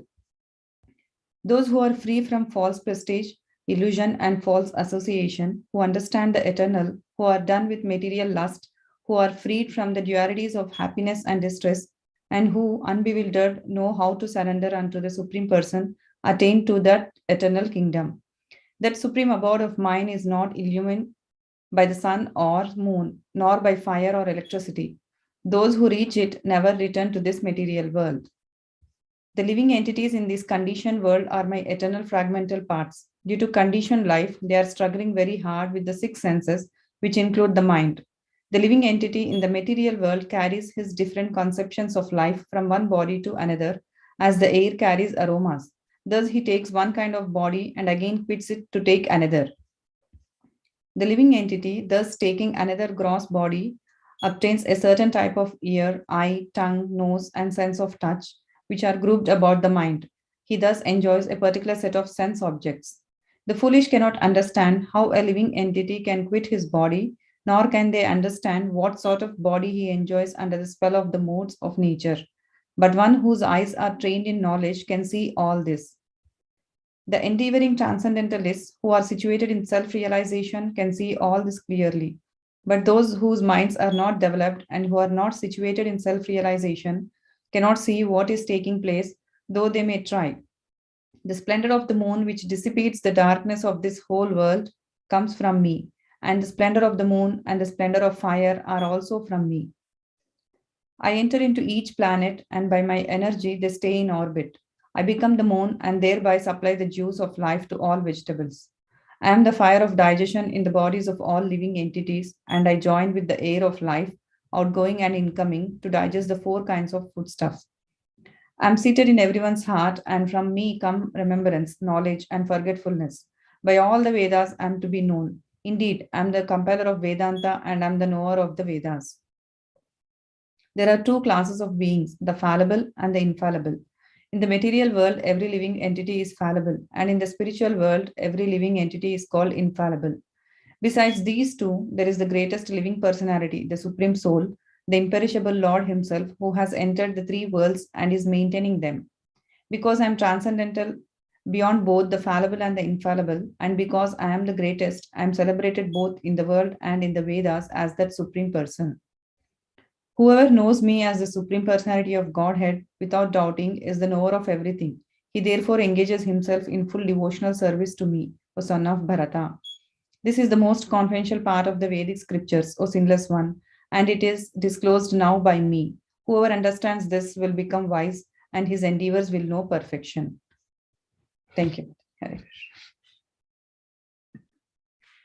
Thank you, Mataji. So, Avanish is going to be separate. Let me make him co-host. Hare Krishna, Mataji. Hare Krishna, Avanish. Can you hear me fine, Mataji? Yes. Okay. Can you see my screen? Yes, we can see. Okay. Chapter 16. The Divine and Demoniac Natures. Daivasura Sampad Vibhaga Yoga. The Supreme Personality of Godhead said, fearlessness, purification of one's existence, cultivation of spiritual knowledge, charity, self-control, performance of sacrifice, study of the Vedas, austerity, simplicity, non-violence, truthfulness, freedom from anger, renunciation, tranquility, aversion to fault-finding, compassion for all living entities, freedom from covetousness, gentleness, modesty, steady determination, vigor, forgiveness, fortitude, cleanliness, and freedom from envy and from the passion for honor. These transcendental qualities, O son of Bharata, belong to godly men endowed with divine nature. Pride, arrogance, conceit, anger, harshness, and ignorance. These qualities belong to those of demoniac nature, O son of Pratap. The transcendental qualities are conducive to liberation, whereas the demoniac qualities make for bondage. Do not worry, O son of Pandu, for you are born with the divine qualities. O son of Pratap, in this world there are two kinds of created beings. One is called divine and the other demoniac. I have already explained to you at length the divine qualities. Now hear from me of the demoniac. Those who are demoniac do not know what is to be done and what is not to be done. Neither cleanliness nor proper behavior nor truth is found in them. They say that this world is unreal, with no foundation, no God in control. They say it is produced of sex desire and has no cause other than lust. Following such conclusions, the demoniac, who are lost to themselves and who have no intelligence, engage in unbeneficial, horrible works meant to destroy the world. Taking shelter of insatiable lust and absorbed in the conceit of pride and false prestige, the demoniac, thus illusioned, are always sworn to unclean work, attracted by the impermanent.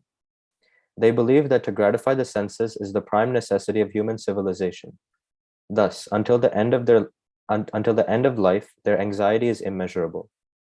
Bound by a network of hundreds of thousands of desires and absorbed in lust and anger, they secure money by illegal means for sense gratification. The demoniac person thinks, so much wealth do I have today, and I will gain more according to my schemes. So much is mine now, and it will increase in the future more and more. He is my enemy, and I have killed him, and my other enemies will also be killed. I am the Lord of everything. I am the enjoyer. I am perfect, powerful, and happy. I am the richest man, surrounded by aristocratic relatives. There is none so powerful and happy as I am. I shall perform sacrifices, I shall give some charity, and thus I shall rejoice. In this way, such persons are deluded by ignorance. Thus perplexed by various anxieties and bound by a network of illusions, they become too strongly attached to sense enjoyment and fall down into hell. Self-complacent and always impudent, deluded by wealth and false prestige, they sometimes proudly perform sacrifices in name only, without following any rules or regulations. Bewildered by false ego, strength, pride, lust, and anger, the demons become envious of the Supreme Personality of Godhead, who is situated in their own bodies and in the bodies of others, and blaspheme against the real religion. Those who are envious and mischievous, who are the lowest among men, I perpetually cast into the ocean of material existence, into various demoniac species of life. Attaining repeated birth amongst the species of demoniac life, O son of Kunti, such persons can never approach me. Gradually they sink down to the most abominable type of existence. There are three gates leading to this hell: lust, anger, and greed. Every sane man should give these up, for they lead to the degradation of the soul. The man who has escaped these three gates of hell, O son of Kunti, performs acts conducive to self-realization, and thus gradually attains the supreme destination. He who discards scriptural injunctions and acts according to his own whims attains neither perfection, nor happiness, nor the supreme destination. One should therefore understand what is duty and what is not duty by the regulations of the scriptures. Knowing such rules and regulations, one should act so that he may gradually be elevated. Om Tat Sat. Thank you, Avanish. Sudevi Saki Mataji. Hare Krishna Mataji. Yes.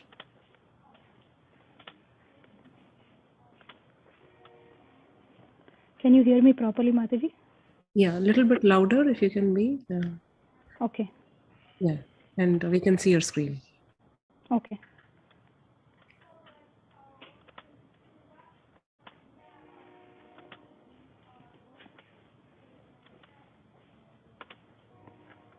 Okay. Chapter 17, The Divisions of Faith. Arjuna inquired, O Krishna, what is the situation of those who do not follow the principles of scripture, but worship according to their own imagination? Are they in goodness, in passion, or in ignorance? The Supreme Personality of Godhead said, according to the modes of nature acquired by the embodied soul, one's faith can be of three kinds: in goodness, in passion, or in ignorance. Now, hear about this. O son of Bharata, according to one's existence under the various modes of nature, one evolves a particular kind of faith. The living being is said to be of a particular faith according to the modes he has acquired. Men in the modes of goodness worship the demigods, those in the mode of passion worship the demons, and those in the mode of ignorance worship ghosts and spirits. Those who undergo severe austerities and penances are not recommended in the scriptures, performing them out of pride and egoism, who are impelled by lust and attachment, who are foolish and who torture the material elements of the body, as well as the super soul dwelling within, are to be known as demons. Even the food each person prefers is of three kinds. According to the three modes of material nature, the same is true of sacrifices, austerities, and charity. Now hear of the distinctions between them. Foods dear to those in the mode of goodness increase the duration of life, purify one's existence, and give strength, health, happiness, and satisfaction. Such foods are juicy, fatty, wholesome, and pleasing to the heart. Foods that are too bitter, too sour, salty, hot, pungent, dry, and burning are dear to those in the mode of passion. Such foods cause distress, misery, and disease. Food prepared more than 3 hours before being eaten, food that is tasteless, decomposed, and putrid, and food consisting of remnants and untouchable things is dear to those in the mode of darkness. Of sacrifices, the sacrifice performed according to the directions of Scripture as a matter of duty by those who desire no reward is of the nature of goodness. But the sacrifice performed for some material benefit or for the sake of pride, O chief of the Bharatas, you should know to be in the mode of passion. Any sacrifice performed without regard for the directions of Scripture, without distribution of prasadam, spiritual food, without chanting of Vedic hymns and remunerations to the priest, and without faith is considered to be in the mode of ignorance. Austerity of the body consists in worship of the Supreme Lord, the Brahmanas, the spiritual master and superiors, like the father and mother, and in cleanliness, simplicity, celibacy, and non-violence. Austerity of speech consists in speaking words that are truthful, pleasing, beneficial, and not agitating to others, and also in regularly reciting Vedic literature. And satisfaction, simplicity, gravity, self-control, and purification of one's existence are the austerities of the mind. This threefold austerity, performed with transcendental faith by men not expecting material benefits but engaged only for the sake of the Supreme, is called austerity in goodness. Penance performed out of pride and honor and worship is said to be in the mode of passion. It is neither stable nor permanent. Penance performed out of foolishness, with self-torture, or to destroy or injure others is said to be in the mode of ignorance. Charity given out of duty, without expectation of return, at the proper time and place, and to a worthy person, is considered to be in the mode of goodness. But charity performed with the expectation of some return, or with a desire for fruitive results, or in a grudging mood, is said to be charity in the mode of passion. And charity performed at an impure place, at an improper time, to unworthy persons, or without proper attention and respect, is said to be in the mode of ignorance. From the beginning of creation, the three words Om, Tat, Sat were used to indicate the Supreme Absolute Truth. These three symbolic representations were used by Brahmanas while chanting the hymns of the Vedas and during sacrifices for the satisfaction of the Supreme. Therefore, transcendentalists undertaking performances of sacrifice, charity, and penance in accordance with scriptural regulations begin always with Om to attain the Supreme. Without desiring fruitive results, one should perform various kinds of sacrifice, penance, and charity with the word Tat. The purpose of such transcendental activities is to get free from material entanglement. The Absolute Truth is the objective of devotional sacrifice, and it is indicated by the word Sat. The performer of such sacrifice is also called Sat, as are all works of sacrifice, penance, and charity, which, true to the absolute nature, are performed to please the Supreme Person, O son of Pratha. Anything done as sacrifice, charity, or penance without faith in the Supreme, O son of Pratha, is impermanent. It is called Asat and is useless both in this life and the next. Thank you, Mataji. Thank you, Mataji. Malimardan Prabhu, do you want me to share it, or do you have? Can you see my screen? Yes, we can see, Prabhu. Thank you. You can see it. Okay. Hare Krishna. You can hear me well? Yes, Prabhu, we can hear you clear. Very good. Thank you. Bhagavad Gita as it is, chapter 18, conclusion, the perfection of renunciation, moksha yoga. Arjuna said, O mighty armed one, I wish to understand the purpose of renunciation, tyaga, and of the renounced order of life, sannyas, O killer of the Kesi demon, master of the senses.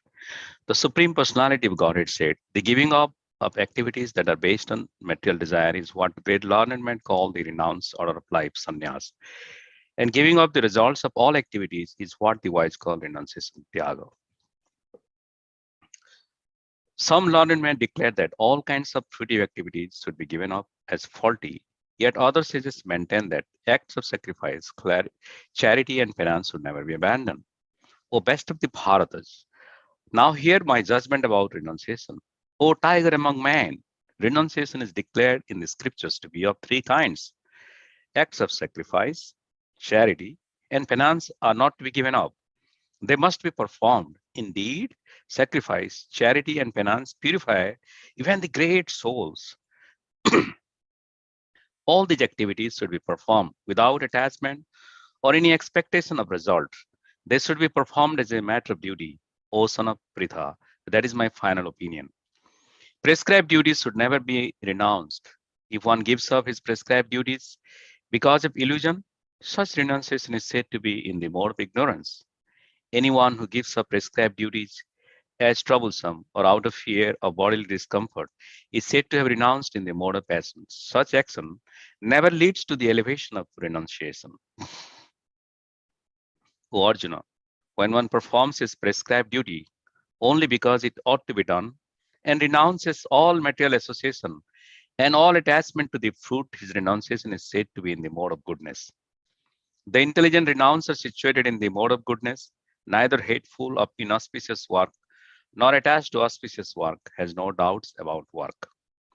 It is indeed impossible for an embodied being to give up all activities, but he who renounces the fruits of action is called one who has truly renounced.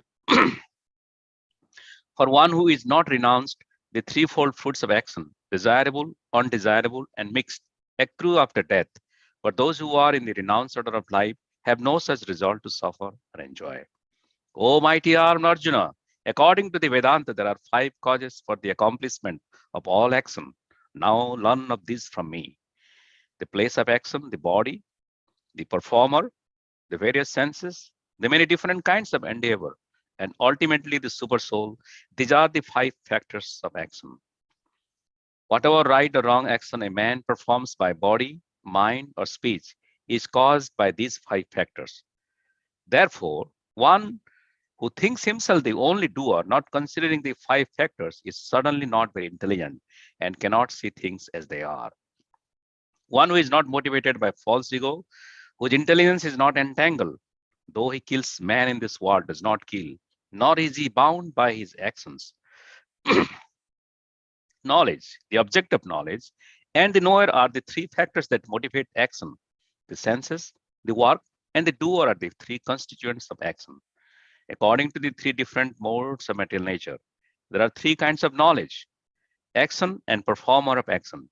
Now hear of them from me. Text 20. That knowledge by which one undivided spiritual nature is seen in all living entities, though they are divided into innumerable forms, you should understand to be in the mode of goodness. That knowledge by which one sees that in every different body, there is a different type of living entity, you should understand to be in the mode of passions. And what knowledge by when one is attached to one kind of work as the all in all, without knowledge of the truth, and which is very meager, is said to be in the mode of darkness. That action which is regulated and which is performed without attachment, without love or hatred, and without desire for fruitive results is said to be in the mode of goodness. But action performed with great effort by one seeking to gratify his desires and enacted from a sense of false ego is called action in the mode of passion. That action performed in illusion, in disregard of scriptural injunctions, and without concern for future bondage or for violence or distress caused to others is said to be in the mode of ignorance. One who performs his duty without association with the modes of material nature, without false ego, with great determination and enthusiasm, and without wavering in success or failure is said to be a worker in the mode of goodness. The worker who is attached to work and the fruits of work, desiring to enjoy these fruits, and who is greedy, always envious, impure, and moved by joy and sorrow, is said to be in the mode of passion.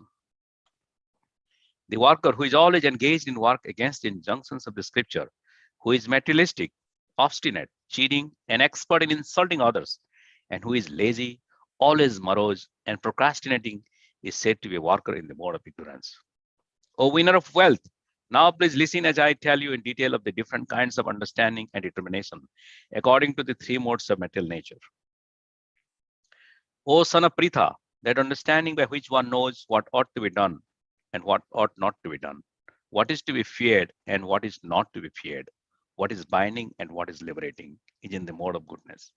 O son of Pritha, that understanding which cannot distinguish between religion and irreligion, Between action and should be done and action that should not be done is in the mode of passion. That understanding which considers irreligion to be religion and religion to be religion under the spell of the illusion and darkness and strives always in the wrong direction of Partha is in the mode of ignorance. O son of Pritha, that determination which is unbreakable, which is sustained its steadfastness by yoga practice, and which thus controls the activities of the mind, life and senses, is determination in the mode of goodness. But that determination by which one holds fast to fruitive results in religion, economic development, and sense gratification is of the nature of passions, O Arjuna. And that determination which cannot go beyond dreaming, fearfulness, lamentation, moroseness, and illusion, such unintelligent determination, O son of Pritha, is in the mode of darkness. O best of the Bharatas, now please hear from me about the three kinds of happiness by which the conditioned soul enjoys, and by which he sometimes comes to the end of all distress. That which in the beginning may be just like poison, but at the end is just like nectar, and which awakens one to self-realization is said to be happiness in the mode of goodness. That happiness which is derived from contact of the senses with their objects and which appears like nectar at first but poison at the end is said to be of the nature of passions. And that happiness which is blind to self-realization, which is delusion from beginning to end, and which arises from a sleep, laziness, and illusion is said to be of the nature of ignorance.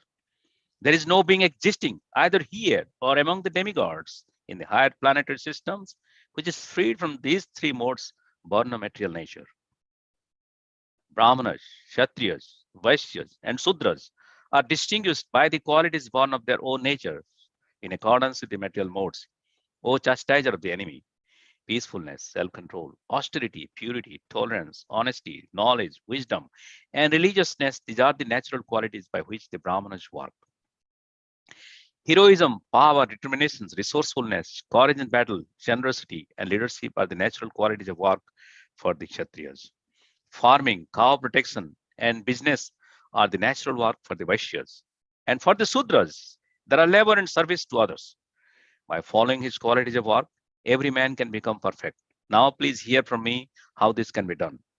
By worship of the Lord, who is the source of all beings and who is all pervading, a man can attain perfection through performing his own work. It is better to engage in one's own occupation, even though one may perform it imperfectly, than to accept another's occupations and perform it perfectly. Duties prescribed according to one's nature are never affected by sinful reactions. Every endeavor is covered by some fault, just as fire is covered by some smoke. Therefore, one should not give up the work born of his nature, O son of Kunti, even if such work is full of fault. One who is self-controlled and unattached and who disregards all material enjoyments can obtain, by practice of renunciation, the highest perfect stage of freedom from reaction. O son of Kunti, learn from me how one who has achieved this perfection can attain to the supreme perfectional stage, Brahman, the stage of highest knowledge, by acting in the way I shall now summarize. Being purified by his intelligence and controlling the mind with determination, giving up the objects of sense gratification, being freed from attachment and hatred, one who lives in a secluded place, who eats little, who controls his body, mind, and power of speech, who is always in trance, and who is detached, free from false ego, false strength, false pride, lust, anger, and acceptance of material things, free from false proprietorships and peaceful, such a person is suddenly elevated to the position of self-realization. One who is thus transcendentally situated at once realizes the supreme Brahman and becomes fully joyful. He never laments or desires to have anything. He is equally disposed toward every living entity. In that state, he attains pure devotional service unto me.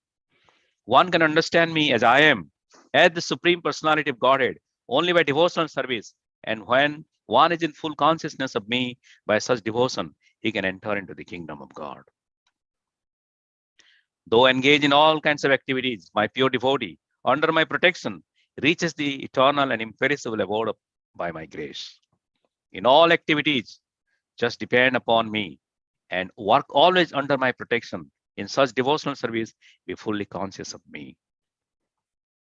If you become conscious of me, you will pass over all the obstacles of conditioned life by my grace. If, however, you do not work in such consciousness, but act through false ego, not hearing me, you will be lost. If you do not act according to my directions and do not fight, then you will be falsely directed. By your nature, you will have to be engaged in warfare. Under illusion, you are now declining to act according to my direction, but compelled by the work born of your own nature, you will act all the same, O son of Kunti. The Supreme Lord is situated in everyone's heart, O Arjuna, and is directing the wandering of all living entities who are seated as a machine made of the material energy. O skin of Bharata, surrender unto him utterly. By his grace, you will attain transcendental peace and the supreme and eternal abode. Thus, I have explained to you knowledge still more confidential. Deliberate on this fully and then do what you wish to do. Because you are my very dear friend, I am speaking to you my supreme instructions, the most confidential knowledge of all. Hear this from me, for it is for your benefit. Always think of me. Become my devotee. Worship me and offer your homage unto me. Thus you will come to me without fail. I promise you this because you are my very dear friend. Abandon all varieties of religion and just surrender unto me. I shall deliver you from all sinful reactions. Do not fear. This confidential knowledge may never be explained to those who are not austere or devoted or engaged in devotional service, not to one who is envious of me. For one who explains the supreme secret to the devotees, pure devotional service is guaranteed. And at the end, he will come back to me. There is no servant in this world more dear to me than he, nor will there be ever one more dear. And I declare that he who studies this sacred conversation of our worship, me by his intelligence, and one who listens with faith and without envy, becomes free from sinful reactions and attains to the auspicious planets where the pious dwell. O son of Pritha, O conqueror of wealth, have you heard this with an attentive mind? And are your ignorance and illusions now dispelled? Arjuna said, my dear Krishna, O infallible one, my illusion is now gone. I have regained my memory by your mercy. I am now firm and free from doubt, and am prepared to act according to your instructions. Sanjay said, thus I have heard the conversation of two great souls, Krishna and Arjuna. And so wonderful is that the message that my hair is standing on end. By the mercy of Vyasa, I have heard these most confidential talks directly from the master of all mysticism, Krishna, who was speaking personally to Arjuna. O king, as I repeatedly recall this wondrous and holy dialogue between Krishna and Arjuna, I take pleasure, being thrilled at every moment. O king, as I remember the wonderful form of Lord Krishna, I am struck with wonder more and more, and I rejoice again and again. Wherever there is Krishna, the master of all mystics, and wherever there is Arjuna, the supreme archer, there will also certainly be opulence, victory, extraordinary power, and morality. That is my opinion. Om Tat Sat. Srimad Bhagavad Gita ki Jai. Jai. Thank Srila you so much, Prabhupada ki Jai. Jai. Yes, ma'am. Prabhu, would you like to give us a conclusion? Just 5 minutes. We have actually 7 more minutes. And Sure. yeah. Yeah, I think, we had this Bhagavad Gita class today, but it was good that we filled in reading the whole chapter of Bhagavad Gita in English. So let's spend another 7 minutes. Okay. I would just like to thank all of you who participated, including the kids, and chanted, recited the one chapter, each of you. It was really wonderful, and definitely this gives us credit eternally. Thank you, Rajeshri Mataji, especially for holistically organizing this event and gathering devotees' input and making sure everybody reads in time. So just to say thank you, in order that the Bhagavad Gita was spoken by Lord Krishna 5,000 years ago in Kurukshetra, which is a place in Uttar Pradesh, just a few hours drive from Delhi. And Kurukshetra, the place where Lord Krishna also went for the solar eclipse during this time of Dwapara Yuga. And then they moved after that Parshuram also, who killed many soldiers and many kings during this time. Also, Panchasimantak, the lake is there where the blood of them and he purified. So it's a very auspicious and a religious place, Kurukshetra. And as you know, this land like Kurukshetra. So when Lord spoke the Bhagavad Gita, as you know, from the technical point of view, it took like a 1 hour discussion between Krishna and Arjuna. And in the 1 hour discussion, as I was talking yesterday, Arjuna and the whole Bhagavad, there are 76 names of Krishna is mentioned, just, Krishna, Arjuna, Govinda, Janardana, Madhusudana, Madhava, etc., Achyuta. So there are various names of Krishna. Just imagine, and Arjuna is chanting more than 50 plus, 60 plus names himself in 1 hour. That means he's chanting the name of Krishna. And this Bhagavad Gita, it is there in the Mahabharata. There is a big epic, great epic written by Vyasadeva. And he has compiled and has put this very technically, Bhagavad Gita, this song in that book of Mahabharata, and it is an extract. It is also called Gita Upanishad, one of the Upanishads also. So 18 chapters in this Bhagavad Gita, as we studied and read, these 18 chapters is divided into like a sandwich, 6 chapters, 6 chapters, and 6 chapters. So for the sandwich, which one is the best delicious one? The real patties or the potatoes or whatever the stuffing you give inside the bread, the cheese or whatsoever. So the karma, gyan, and bhakti, which is divided Bhagavad Gita. So karma is likely first 6 chapters, Gyan is last 6 chapters, and Bhakti is the middle 6 chapters. Just like 12 chapters is the Bhakti Yoga. So, so those 6 chapters have been divided accordingly to emphasize the importance of karma, emphasize the importance of Gyan, and emphasize the importance of Bhakti in each of these categories. And Lord Krishna also mentioned the 5 aspects of the elements of Brahman, which is the 5 aspects is Jiva, living entity. Then he talked about Kala, the time. Then he talked about Ishvara. Then he talks about nature. Ishvara is like the super soul or God. The nature is Prakriti, material nature. And last but not least is karma, activities. These 5 aspects of this whole Brahman has been described in Bhagavad Gita. And out of these 5, the 4 elements are eternal, and the one is the temporary, is the karma. So when you go also after in each of these sections, we know there are 3 materials nature, the mode of goodness, mode of patience, and mode of ignorance, which is clearly and very elaborately described by Lord Krishna by a mode of actions, how the actions performs, how the thought process, how the food even goes into, and what should be done, etc., etc. So in essence, if you look into this Bhagavad Gita and to further glorify about this Bhagavad Gita, also when Lord Shiva, when he was explaining to his wife Parvati, each chapter's glorification of each chapter and what benefit each person gets by reciting each chapter. So chapter 1, chapter 2, so each glorification has been given in a Purana called Padma Puran. There is a section called Gita Mahatmya.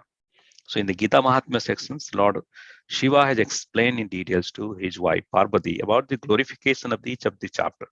And not only each of the chapter, he was also said that how Lord, what do you call, the second chapter, for example, one example is in second chapter, Lord Shiva, when he's mentioning that what is the glories of each chapter, and he was saying that a prostitute even having a parrot, just like when the parrot also how he ended up, I don't, because of the time constraint, I don't want to end up too much lengthy, but how he ended up by listening to one chapter of Bhagavad Gita and reciting, and the prostitute's hearing, and she's also getting benefit by that hearing, because when a bull was driven by a farmer, one bull was likely very heavy load, that bull died. So when the bull died, because all the people are very compassionate, the bull died, oh, everybody wants to give, I wanted to give something, I wanted to give my charity, my pity, but the prostitute also, I would also like to give something. And she has that much of accumulations of hearing this Bhagavad Gita, and her charity equals the liberations of the bull. So that means, and the providence of this parrot, which came from, he was partly there in a saintly house, and a thief stole it and dropped into the prostitute's house, etc., etc. So, in an essence, the glories are given so deeply in the Gita Mahatmya for each of the chapters. Now, last but not the least, the one slokas or one particular areas in 18th chapter is very famous. Sarva dharman parityajam mamekam saranam brajam aham tam sarva papebhyo mokshasami masucha. So in that sloka, Krishna has given the conclusion, because in 18th chapter, as we read in this last part of these sections, and he said that you abandon all varieties of religions, you abandon whatever your thought process is that, and you try to surrender to me by your body, by your mind, by your speech. So when you surrender to me, ultimately you will be able to understand me truly, and then finally you will be able to get the divinity, which is the realm of these spiritual planets. So as you know, Krishna has given the attaining the supreme. How do you get it? Laws of material nature, the karma, the jnana, bhakti, even Patanjali yoga system. There is nothing which is not mentioned. And just imagine in 1 hour, he has given such a beautiful piece of the glories of the wisdom. The entire world, after calculating of their whole lifetime, we are also releasing, understanding, and glorifying this Bhagavad Gita. So I would like to wish you all the best for listening this whole 3 hours. I was also watching through my YouTube, going through all these chapters by everyone. Such a wonderful discussion, such a wonderful recitation. And on this auspicious day, we make a promise that not only we hear, we also glorify by distributing this Bhagavad Gita to our family and friends. Please join in our Sankirtan warfare here, which is the real war against the Maya. But Arjuna is doing the fire in the Kurukshetra, and we have fire in the Silicon Valley. So by giving the books, giving this Srimad Bhagavad Gita to one and all, you will be definitely getting the mercy of Krishna, as Krishna explained in this Bhagavad Gita. Whoever explains in my glories, the devotees especially, and to the pious people, definitely the devotional service is guaranteed to them. Om Tat Sat. Jai. Balivardan Prabhu ki. Jai. Jai. So without our chanting little bit, 1 minute, Mataji, the program doesn't end like that, as Vaisesika Prabhu says. So Kotukarna Prabhu, will you like to 3 times chant Hare Krishna so that we can repeat after you? Hare Krishna Mahamantra fully, Prabhu? Yeah. Yes, fully Mahamantra. Hare Krishna, Krishna Krishna, Hare Hare, Hare Rama, Rama Rama, Hare Hare. Hare Krishna, Krishna Krishna, Hare Hare. Hare Rama, Rama Rama, Hare Hare. Hare Krishna, Krishna Krishna, Hare Hare. Hare Rama, Rama Rama, Hare Hare. Thank you, Prabhu. Thank you. And with that, we'll just offer obeisances to all the Vaishnavas who are assembled and also online. Vancha kalpatarubhyascha kripa sindhubhyo patitanam Vaishnavebhyo namo namo. Jai Shri Thank you, Prabhupada ki, Jai. Vaishnava Bhakta Vrinda ki, Jai. Gita Jayanti ki, Jai. Gaur Premanande, Hari Hari Bol. Krishna. Hari Hari.